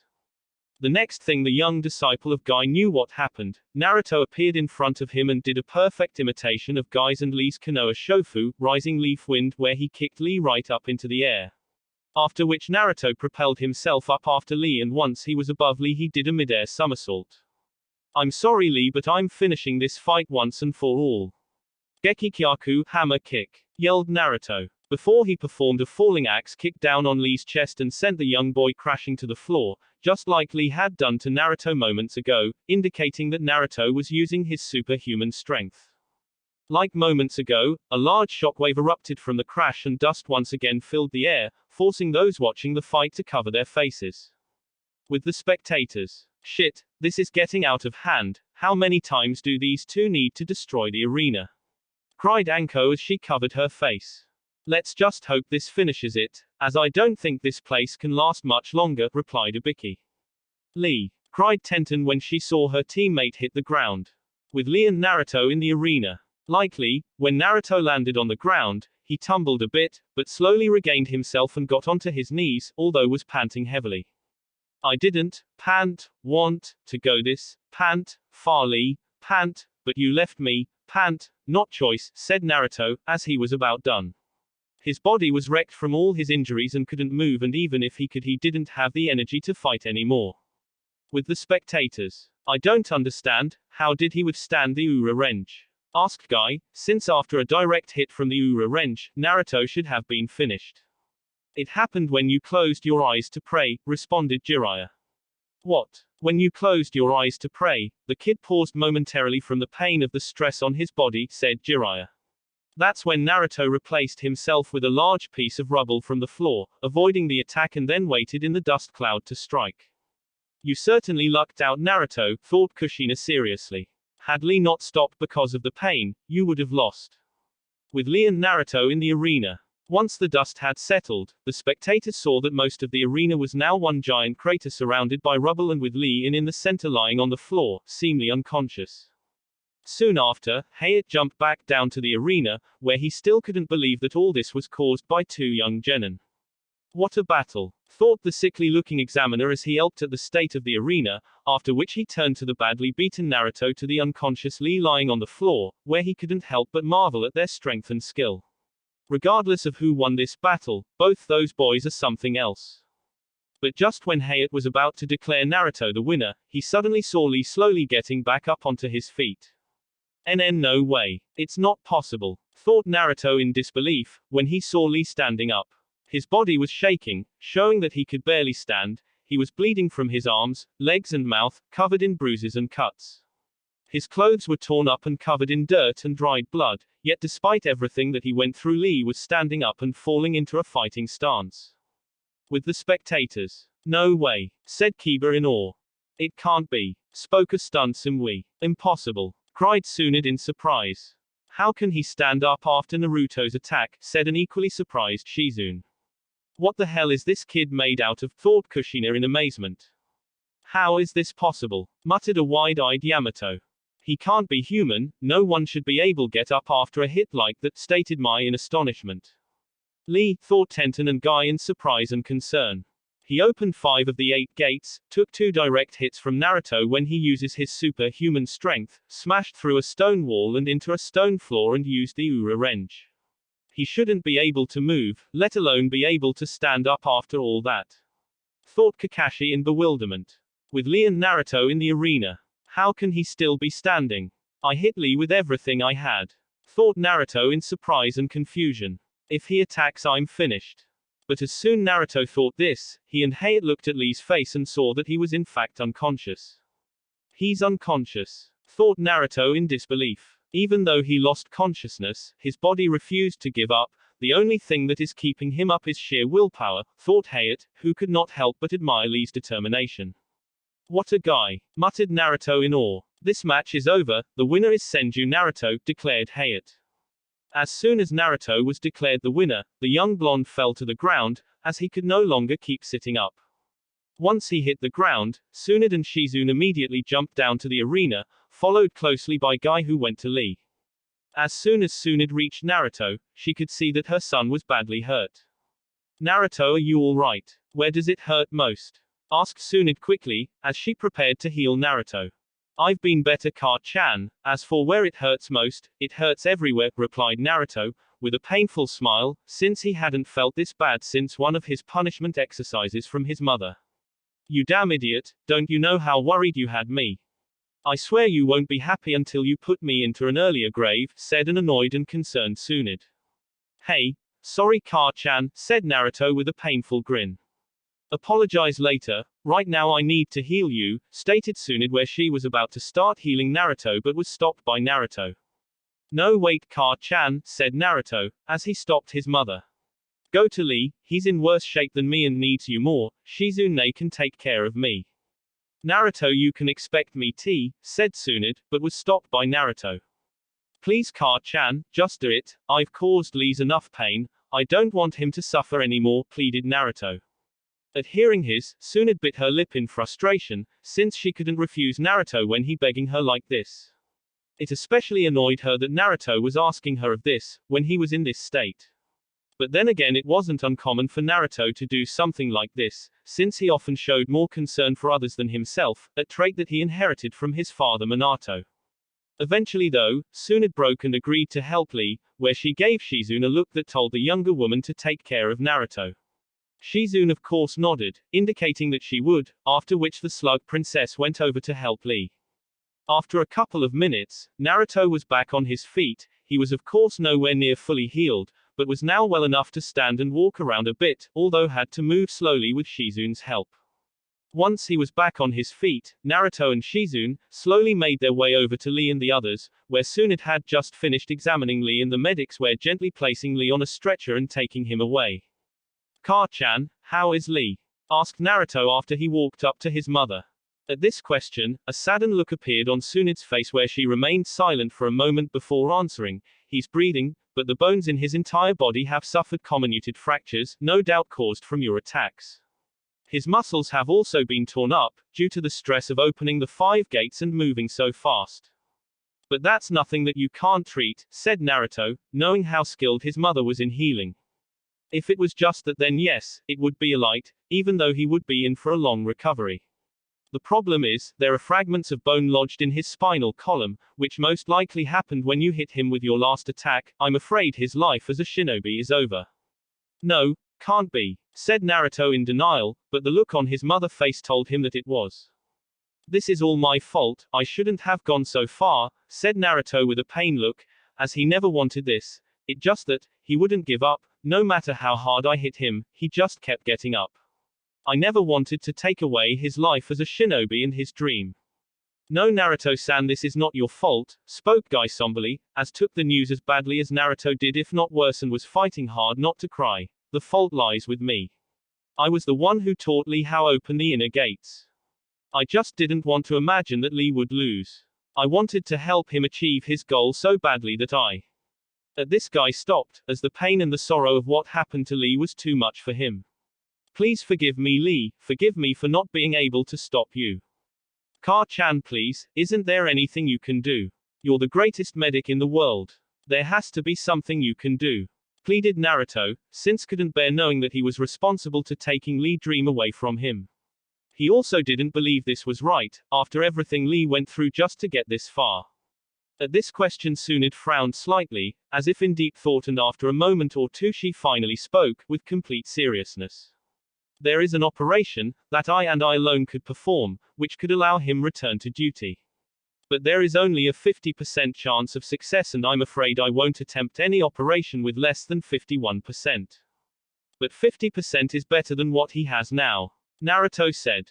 You don't understand, Naruto. If this operation fails, then it will most likely prove fatal for him, explained Tsunade, shocking both Guy and Naruto. It may be better if the boy simply retires from shinobi life. Isn't there anything you can do to improve those odds, Car-chan? Asked Naruto, since he refused to believe this. Is there anything you can do, Tsunade-sama? Asked Guy desperately, since he would do anything to help Lee no matter the cost to himself. Seeing how desperate her son and Guy were, Tsunade bit her lip in frustration, before speaking. There might be a way for me to improve on those odds, but I would have to do some research on it. But I won't even consider attempting it, until the boy has recovered from his other injuries, so we have some time until then. At hearing this Naruto smiled, since if there was anyone who could help Lee it was his mother. Thank you, I would be eternally grateful for anything you can do, Tsunade-sama, said the grateful Guy, to which Tsunade just nodded. With the spectators. As the spectators watched Lee being taken away by the medics, many could not help but be saddened at how it ended, as most couldn't help but admire how hard Lee fought. He fought to the very end and never gave up, thought Mai, who gained some respect for Lee and how hard he fought Naruto and very well nearly defeated him. He was indeed strong, the fight could have gone either way, commented Yugito, where the rest of her team nodded in agreement, as like Mai, they had gained so respect and admiration for the young Konoha Gennin's skill and determination. Lee, said the concerned Tenten, as she saw her badly injured teammate being taken away. Is Lee-san going to be okay? Sakura asked Kakashi. I honestly don't know, Sakura, replied the copy nin with a somber tone. Lee, even in the end you simply didn't understand. You can never change your fate, no matter how hard you try or how much you risk. Just as you were fated to be a failure, Senju was fated to win. Fate will never smile on someone who seeks to win by falling on their own sword or demands others to fall on theirs, thought Neji. With Naruto's match now over, the preliminaries were officially finished, but given the state of the arena, the Hokage could not give his explanation on what was to happen next. Hence Hokage and the other examiners led him to the room that Naruto and the others went into, after Tsunade made her entrance. Once everyone had entered the room, the Sandaime went on to explain how the finals were going to happen and how they would be given a 1-month training period. This would also allow leaders of the other shinobi villages to be informed of the results of the exam up to this point. As well as give the daimyos from other lands time to prepare and come to Konoha so they can watch the finals. Eventually though, the Sandaime got to point where he explained that the final rounds would be a tournament, where the winners of each match would move to the next round. The first matches of the tournament would be decided by draw of a lottery, where the names would be called out. After which they would then place their hand in a box that Anko was now holding, and pull out a medium-sized stone ball with a number drawn on it. Whatever number they draw they would face the person with the number that came before or after it. For example, if a person got number 1 and another person got number 2, then they would face off against each other in the finals. This was to make sure that the matches were fair and random, as well as give each person a fair chance to prepare for their opponent, now that they all knew each other's skills and abilities. After everything was explained, Anko began to call out the names, where the person that was called would walk up and take a number ball and show it. I've got 12, said Dosu. I have number 14, spoke Omoi. 3, stated Temari. Number 5, Yugito said. 9, Kankuro spoke. I have 15, Haku stated. 11, said Gaara. 13, stated Sasuke. 1, spoke Neji after taking out the stone ball with the number 1. Next Senju Naruto, said Anko, after hearing his name being called. Naruto slowly walked up to the purple-haired Kaneki. He then placed his hand into the box that she was holding, and took out the first stone ball his hand touched. When Naruto took it out and saw the number he slowly began to chuckle, which soon turned to a dark mirthless laugh. What is Naruto-kun doing? thought Haku. What going on with Naruto-kun? Ino asked her friend. I don't know, replied Sakura, who was just as confused as her friend. It must have something to do with the number he has drawn. What number did the brat draw? Thought Zabuza, who was just as curious as everyone else. Hey kid, what number do you have? Asked Anko, who was starting to get impatient with Naruto. Naruto of course did not answer and just kept laughing mirthlessly, but moments later he stopped and turned around and held up his hand, showing everyone his number, or more precisely, he showed Neji his number. Number 2, said Naruto with a cold and evil-looking smirk. Wait. Number 2, said Ino in surprise. Then that means, said Sakura, realizing what this meant. Naruto and Neji will be facing each other in the first round of the finals, finished Tenten. Troublesome, muttered Shikamaru. When the Sandaime heard what number Naruto had drawn, and realized who Naruto would be facing, he began to wonder if maybe he should change the matches, since he wasn't sure if the Chunin arena could handle a pissed-off Senju. Well, this should be entertaining, thought the demon of the hidden mist, with an amused smirk behind his mask. Ha, better him than me, thought Kiba with a smirk, since if it wasn't for the fact that Neji nearly killed his teammate, the young Inuzuka might actually feel sorry for the Hyuga prodigy. Oh boy, said Asuma, as he could already guess what was to come. This is not going to end well, thought Yamato with a concerned look. Ooh, this could be fun to watch, thought Anko with an evil-looking smirk, where she made it a point to get a front row set for the finals, since given what happened between Naruto and Neji earlier on. The first round of the finals were going to very violent and perhaps even bloody. This is going to get messing, muttered Kushina. Hey, that Hyuga punk is in for it now, thought Tsunade with a cold smirk. So Senju, it seems we were fated to battle after all, thought Neji as he stared coldly back at Naruto. Damn, I figured the chances were good that the brat and that Hyuga kid would face off in the finals, but I never expected they would face each other, straight off the bat, thought Jiraiya in surprise, before glancing over at Guy. I hope you've prepared a eulogy for that kid of yours, Guy, as you're going to need it, after the brat is done with him. It seems that your precious fate has betrayed you and has handed you to me on a silver platter. I suggest that you use your remaining time wisely, Hyuga Neji, and get your affairs in order. Because when we meet 1 month from now, I will crush you, said Naruto as he snarled out the last part and crushed the stone ball in his hand to dust. This action caused some of the genin to take a step back in fear. Damn, Naruto can be pretty scary when he's pissed, commented Omoi, wherefore once his teammate Karui was in complete agreement with him, who was seriously having second thoughts on going against Naruto, after seeing what he could do in his match with Lee. That ain't no maybe, replied Killer B, Naruto's anger is never meek. Soon enough though, Naruto walked back to his mother and the others, after which Anko called out the remaining names. Shino got number 10, Sumui got number 16, Karui got number 8, Chojuro got number 6, Sai got number 7, and finally Shikamaru got number 4. Once everyone had gotten the numbers, Ibiki then revealed a large board showing who would be facing who and how they would move up through the tournament. When the genin and other spectators looked at the board, they saw. Round 1 was Senju Naruto vs Hyuga Neji. Round 2 was Temari vs Nara Shikamaru. Round 3 was Ni Yugito vs Chojuro. Round 4 was Sai vs Karui. Round 5 was Kankuro vs Aburame Shino. Round 6 was Sabaku no Gaara vs Dosu. Round 7 was Uchiha Sasuke vs Omoi. Round 8 was Yuki Haku vs Sumui. When everyone saw how the matches were being set up, their reactions varied. Troublesome, I have to fight another girl, thought the annoyed Nara, when he saw that he was facing Temari in the finals. Crap, I'm in the same half of the draw as Gaara, maybe I should just forfeit and let that other guy face him, thought Kankuro nervously. I see my opponent is that Kumo guy, he's not one of the people I had hoped for, but he should be interesting, thought Sasuke, since he had been watching Omoi's fight. There was also the added benefit that if he won his fight, he'd have another chance at fighting Haku or go against Sumui, both of whom Sasuke wanted to fight. Uchiha Sasuke, Senju Naruto, thought the crazed Jinchuriki of the two people he wanted to fight most in this exam. This is perfect, thought Neji with a small smile. So I'm the one that gets the first crack at the Uchiha, I have to be careful with him, thought Omoi. I see, so I'm facing that Kanoiki from Kumo, thought Haku, with a slight frown, as she remembered how quickly and easily Sumui took Ino down and what Naruto said about her. And should I win my battle, I may have to fight Uchiha Sasuke again. Crap, I going against the Yugito girl, and if what Naruto-san said is true, she's stronger than Haku, thought the worried Chojuro, as he heard what Naruto said about Yugito when she faced Kiba.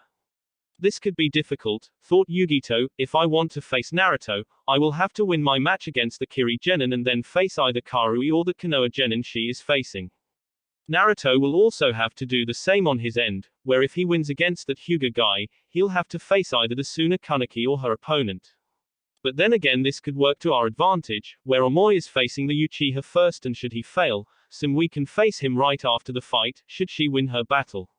Even if she loses her match against the Kiri Konoiki or the Uchiha, I can finish him off in the final should he win all his matches.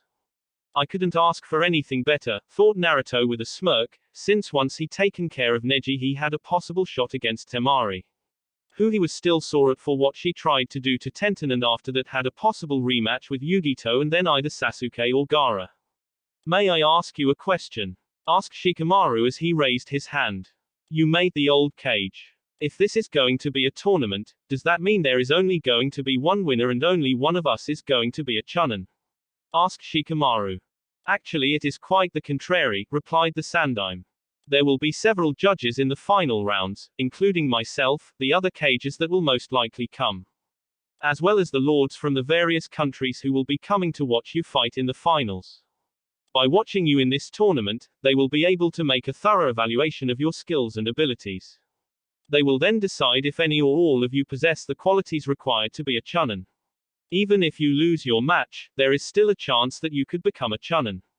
So that means there's a chance that all of us, who have passed into the finals, could become a Chunin, said Naruto, after getting what his surrogate grandfather was saying. Correct, answered Sarutobi, but there is an equally chance that none of you will be chosen to become Chunin. But that is the advantage of this tournament and fighting multiple battles, since it gives you more chances to show your skills and abilities. This is just about the most troublesome thing ever, thought Shikamaru with an annoyed look. Once the explanations were all done, the Sandaime dismissed everyone and wished all those in the finals luck. After the Sandaime dismissed everyone, Kakashi took hold of Sasuke and Shunshin's body flicker away, to seal his curse seal. Tsunade was of course about to do the same, but before she could, Naruto saw Yugito and her team walking over to him, where he asked his mother to wait a few minutes, where he walked over to them and meet them halfway. Hey guys, hey B-sensei, greeted Naruto. Yo Naruto, greeted Killer B before he held out his fist, gimme me some. Naturally when Naruto saw this he followed in tow, where he bumped fists with Killer B, who was technically his fist kenjutsu teacher. Good stuff man. Especially this, oh, and that, said B as he and Naruto continued to bump fists together. It's good to see you B-sensei, it's been too long, said Naruto with a smile.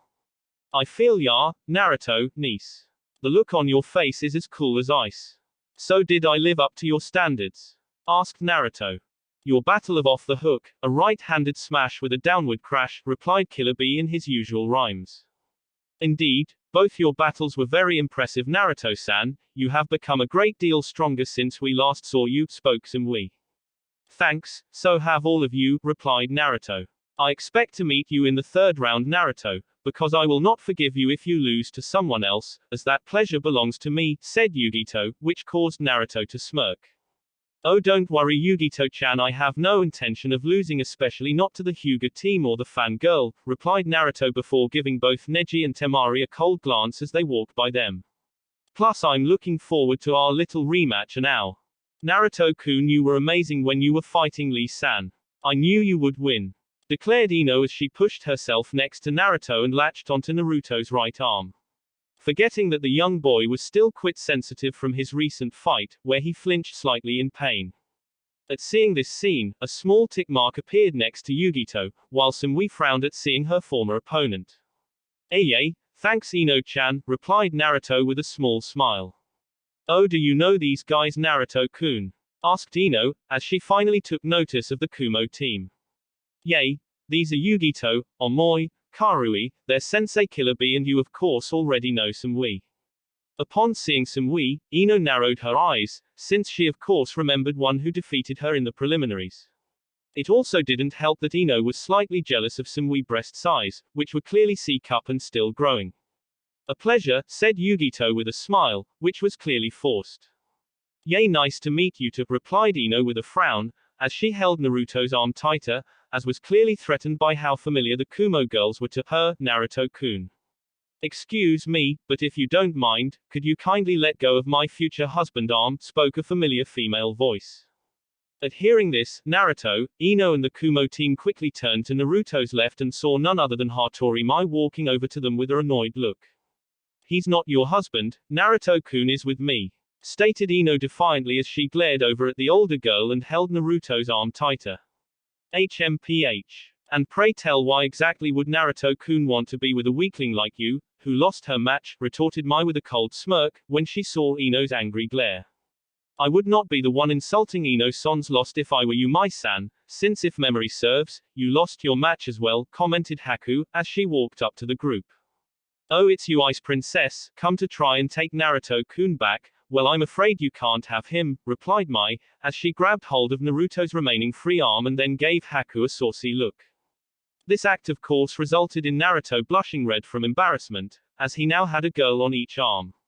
Haku and Ino of course did not take this well, where Ino glared angrily at the other girl, while a large tick mark appeared on Haku's head. Not far from Naruto and the girls, Tsunade and the other watched the scene unfold. Naturally, when Jiraiya saw this scene, he immediately started giggling perversely, as ideas started to pop into his head. He, the brat a chick magnet just like his old man, he already has girls fighting over him. Minato, you would be so proud of him, thought Jiraiya as he continued to giggle and write, while wiping away her imaginary tears of joy. Although as he did, inwardly Jiraiya was crying in anime tears, why can't stuff like that happen to me? Kushina and Shizune were also highly amused by the situation, where they couldn't help but smile and plan to tease Naruto about this later on. Tsunade, on the other hand, wasn't amused at all by what was happening. In fact, she had a large frown on her face and her right eyebrow began to twitch with annoyance. It got even worse, when she saw Mai grab Naruto's left arm, since she was still angry at the girl for what she did after her battle with Naruto. Shouldn't you be with your sensei and preparing to leave the village, since you did not qualify to go to the finals, said Haku rather calmly. Yeah, why do you just head back to your village, where you belong, stated Ino angrily, as she healed Naruto's arm tightly. At this Mai just smiled, actually no, I've arranged with my sensei to stay here for a while longer and watch the finals, as I wish to see what else my future husband is capable of. Since after seeing Naruto's battle with Lee, my interest in Naruto only grew and she was eager to see what else the young Senju heir was capable of. Besides, this gives Naruto-kun and I some time to get to know one another better. He's not your future husband, declared Ino angrily, as she tried to pull Naruto more to her, although Mai held strong. As this was happening, Naruto began to feel like he was in the middle of a tug of war, with Mai pulling to his left and Ino pulling to his right. I agree, replied Haku rather coolly, as she slowly started to lose her patience with Mai. Oh, and who else would there be? Surely not you, said Mai. You may be tough, Ice Princess, I'll give you that, and you're not bad looking either. But you don't exactly have much else to offer, since what are you? Just above an A cup. At this remark, Haku blushed slightly in embarrassment, at the mention at her breast size. Despite being insulted, Haku kept her cool and remained calm and maintained a neutral facade, so not to let Mai know that she got to her. But behind that facade, Haku's eyes held murderous intent, where a dark menacing aura surrounded her. When Naruto saw this, he became slightly worried at what would happen. He even could have sworn that he saw a demonic visage hovering over Haku, proving that she was indeed a true student of the Kirigakure no Kijin, demon of the hidden mist. Mai of course ignored Haku's glares and then turned to Ino. You on the other hand have even less to offer, since you barely even lasted 30 seconds in your match, and quite frankly, I think you're even smaller than the Ice Princess. Hell, I'd be more threatened by Miss Cow Titties over there than you. When Mai said this, Ino went red with anger and glared daggers at the granddaughter of Hanzo, especially at the remark of her bust size. Senju too also took insult at Mai's remark, knowing that she was referring to her. The insult was further annoying to her, since Mai was basically the same size herself. Although I will say this, continued Mai, you're at least more developed than the petanko over there. 5. What did you say, bitch? cried Karui angrily. You heard me. Mai replied with a smirk as she looked over at Karui. Oh crap, thought Naruto, knowing things were only going to get worse now, since Karui had serious issues when people talked about her underdeveloped chest. Well, at least I don't dress up like some whore. Karui responded angrily. Well, unlike you, I actually have something to show, flat chest.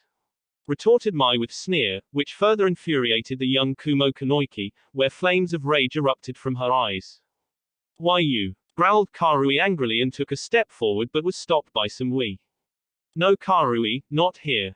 I suggest that you watch your mouth, as I will not stand by and let anyone insult my teammate, said Yugito coldly as she stepped forward. While at the same time, channeled her chakra to her fingernails, causing them to grow and become claw-like. Mai of course was not intimidated and just smirked, looks like someone is overdue a trimming. Once Yugito heard this, the young girl narrowed her eyes angrily and at the same time she could hear the Nibi telling her to claw Mai's eyes out. This was of course a suggestion that Yugito had no problem in following, since she was already angry enough at girl. From the sidelines Omoi and Killer Bee watched the whole scene unfold, where the tension between the 6 girls became so thick that one could cut it with a knife. It got so bad, that those watching the scene could have swore they saw lightning coming out of the girls' eyes, where most of them glared at Mai, who just glared back at them.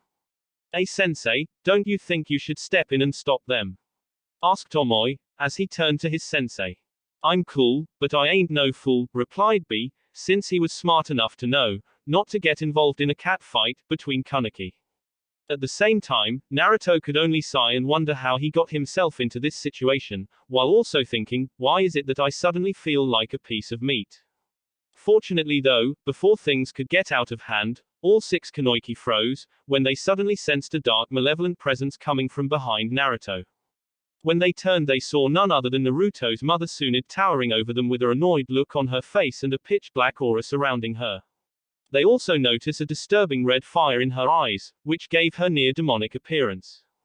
Upon seeing Tsunade, Ino and Karui couldn't help but wither under the older woman's stare, as they now understood why Tsunade was so feared. The other girls though held their nerve and did not show any signs of fear, although they were all slightly unnerved by how Tsunade was looking at them. Great, the old hag is here now, muttered Mai, when she saw the slug princess. Tsunade of course picked up on this, but reined in her temper and decided to ignore her for now, since she had more important issues to deal with than Mai. If you girls don't mind, I have some business with my son, spoke Tsunade in a dangerous tone, which said, don't mess with me. Ino of course quickly let go of Naruto's arm, as did Mai, although reluctantly and more slowly, and she frowned with annoyance. Once Mai and Ino had let go of him, Naruto began to laugh nervously, since he could feel his mother staring down at him. Well girls, I'll guess I see you all next month in the finals, so best of luck T-Gar. Naruto said before crying out in pain as his mother grabbed him by the ear and started to drag him away. Car-chan, what the hell are you doing? Ah. That hurts, cried Naruto. I'm taking you to get that thing sealed up and then treating your injuries, and once you are healed, you and I are going to have a long talk about what kind of shenanigans you've been up to for the past 6 months, stated Tsunade as she marched away from Yugito and the other girls, while dragging her son away by the ear, who was screaming in pain. Naturally, when the others saw this, most of them had large sweat drops at the back of their heads, although a certain toad hermit snickered in amusement, since it was nice to see Naruto getting into trouble with his mother every now and again. His amusement although was short-lived, where Tsunade used her other hand to grab Jiraiya's ear and started to pull on it. Ah, what the hell, Haim? Cried Jiraiya as Tsunade started to pull him by the ear. Because one way or the other, I know you had some hand in all this and you're going to answer for it, rounded Tsunade, as she dragged Jiraiya and Naruto painfully away by their ears. Ah, Car-chan, wait, it's not what you think, I swear, they're just friends. Yelled Naruto. Ouch. Please Haim, I'm innocent. Said Jiraiya. Ow, Car-chan, stop it. You're gonna pull my ear off. Ah, come on Haim, I didn't do anything, I swear. Sadly though, Tsunade was ignoring their pleas and continued to drag the two out of the room by their ears. Following behind them were Yamato, Kushina and Shizune, who were all highly amused by the scene. Shizune was of course the most amused by it, since their family was together again and it was already like old times. N.A. Well, that is the preliminaries all done with. I hoped you all enjoyed it, especially the fight between Lee and Naruto. Now I am sure that many of you are wondering why I decided to have Naruto show his superhuman strength. The reason is because I thought it make things more interesting for Naruto to give his future opponents a taste of what they will be up against, while at the same time, still have a few more aces in the hole. Not to mention, many of you have to admit the fight between Lee and Naruto was the perfect example of speed versus power. The next chapter, as you can guess, will involve Naruto training for the finals with Tsunade and the others, as well as signing the Toad and Slug contracts and some other fun events. Also in the next chapter, Naruto will meet a familiar face and meet a new adversary. Now, as always, please read and review, as I like to hear all your opinions on the chapter or the story in general. Please note that I will answer all your reviews, as I believe that authors should reply to their reviewers. Also note that any suggestions for the story are welcome and will be listened to, and I will tell you what I think of them. As for my grammar and spelling mistakes, although they may be a problem for people, I'm afraid they cannot be helped, and I'm doing the best I can with what I got. Another thing to note is that flames are not welcome here, as I force no one to read my stories, and if you don't like them, then don't read them. Also, please note that all flames will be ignored, or the flamers will be flamed back. Also, as before, please remember to vote on the polls on my profile page about what will be Naruto third summons. Author's note. 1. Go back to chapter 8, also called Discovery, to see about this scene. 2. The Fire Daimyo's strongest samurai, who trained Naruto in sword fighting for a while, when he and Tsunade was staying at the Fire Daimyo's estate. For more information on him, go to chapter 8, also called Discovery. 3. For more info on this technique, go to the bottom of chapter 16. 4. Remember, Sasuke hasn't fully developed his Sharingan yet. 5. Name for a girl in anime and manga, who is flat-chested, is obsessive and/or insecure about this fact. Custom Jutsu. A. Kaiten Haiji, spinning elbow. This is a taijutsu move Naruto developed himself, where when an opponent blocks one of his elbow strikes, he uses the person as a sort of springboard to push himself away from the opponent and spinning himself around them to an unguarded side and strike them, before they can react. The attack is very fast and leaves an opponent little chance to block or avoid it. The power of the strike itself is increased by the momentum of the spinning, making the damage that the opponent takes all that greater, where it could easily knock out a normal person. Omei. Ah, what the hell, Haim? Cried Jiraiya as Tsunade started to pull him by the ear. Because one way or the other, I know you had some hand in all this and you're going to answer for it, rounded Tsunade, as she dragged Jiraiya and Naruto painfully away by their ears. Ah, Ka-chan, wait, it's not what you think, I swear, they're just friends, yelled Naruto. I wasn't born yesterday, kiddo. I want to be a grandmother, but not until you're 18 or older, Tsunade said to a now wide-eyed Naruto, who went atomic red when he heard his mother mention him having children. Ka-chan, have you gone senile or something? Naruto asked. Oh shit. Jiraiya mentally cursed, knowing that calling Tsunade senile was a great taboo due to the fact that it not only insulted her mentality but also suggested that she was old, very old. Senile, am I? Repeated Tsunade with an furious look. Well, this senile old woman is taking away your ramen privileges. Ka-chan, no. Naruto yelled in terror, anything but ramen. Too late, no ramen for a year. This announcement naturally caused Naruto to foam at the mouth and faint. Isn't that a little harsh, Tsunade? Kushina asked. Being a ramen lover herself, she knew that Naruto was probably going through hell. I may not be your mother, Kushina, but unless you butt out, I'll make sure the same thing happens to you, Tsunade threatened. With that, Kushina backed away and hid behind Shizune. Sorry kid, you're on your own, she thought. She liked Naruto, but Minato's son or not, she liked ramen even more. Now as for you, Tsunade scowled at a whimpering Jiraiya. We're going to find a guillotine. I've had enough of your perverted attics, corrupting my son, and I'll be damned if you corrupt my grandchildren. No way in hell is the revived Senju clan going to be known as the clan of super perverts. Guillotine. Haim, that's too far. Jiraiya screamed. Don't worry, a little salt and cauterizing will make sure it doesn't get infected and you'll be right as rain in no time. What the hell are you taking about? I'll be headless, you know what that means, right? Death. How the hell will I be fine without a head? Who says I was talking about the one on your shoulders? She said with a devilish smile and aura surrounding her, where many could have swore they saw horns sprouting out of her head. After hearing this, a look of pure horror appeared on not only Jiraiya's face, but every male in the room, even Orochimaru, when they realized what Tsunade really meant. And they wonder why I defected from this place. The snake Sanin thought. Take the head off my shoulders. Take the head off my shoulders. Take the fucking head off my shoulders. Jiraiya yelled frantically, the man would rather die than live as a eunuch. The feeling of a woman's breasts, and the act of the twisted tango. Damn, he just got a boner. Enjoy it now, Jiraiya, cause you'll never experience that sensation ever again, said Tsunade with a sadistic laugh that scared even Orochimaru.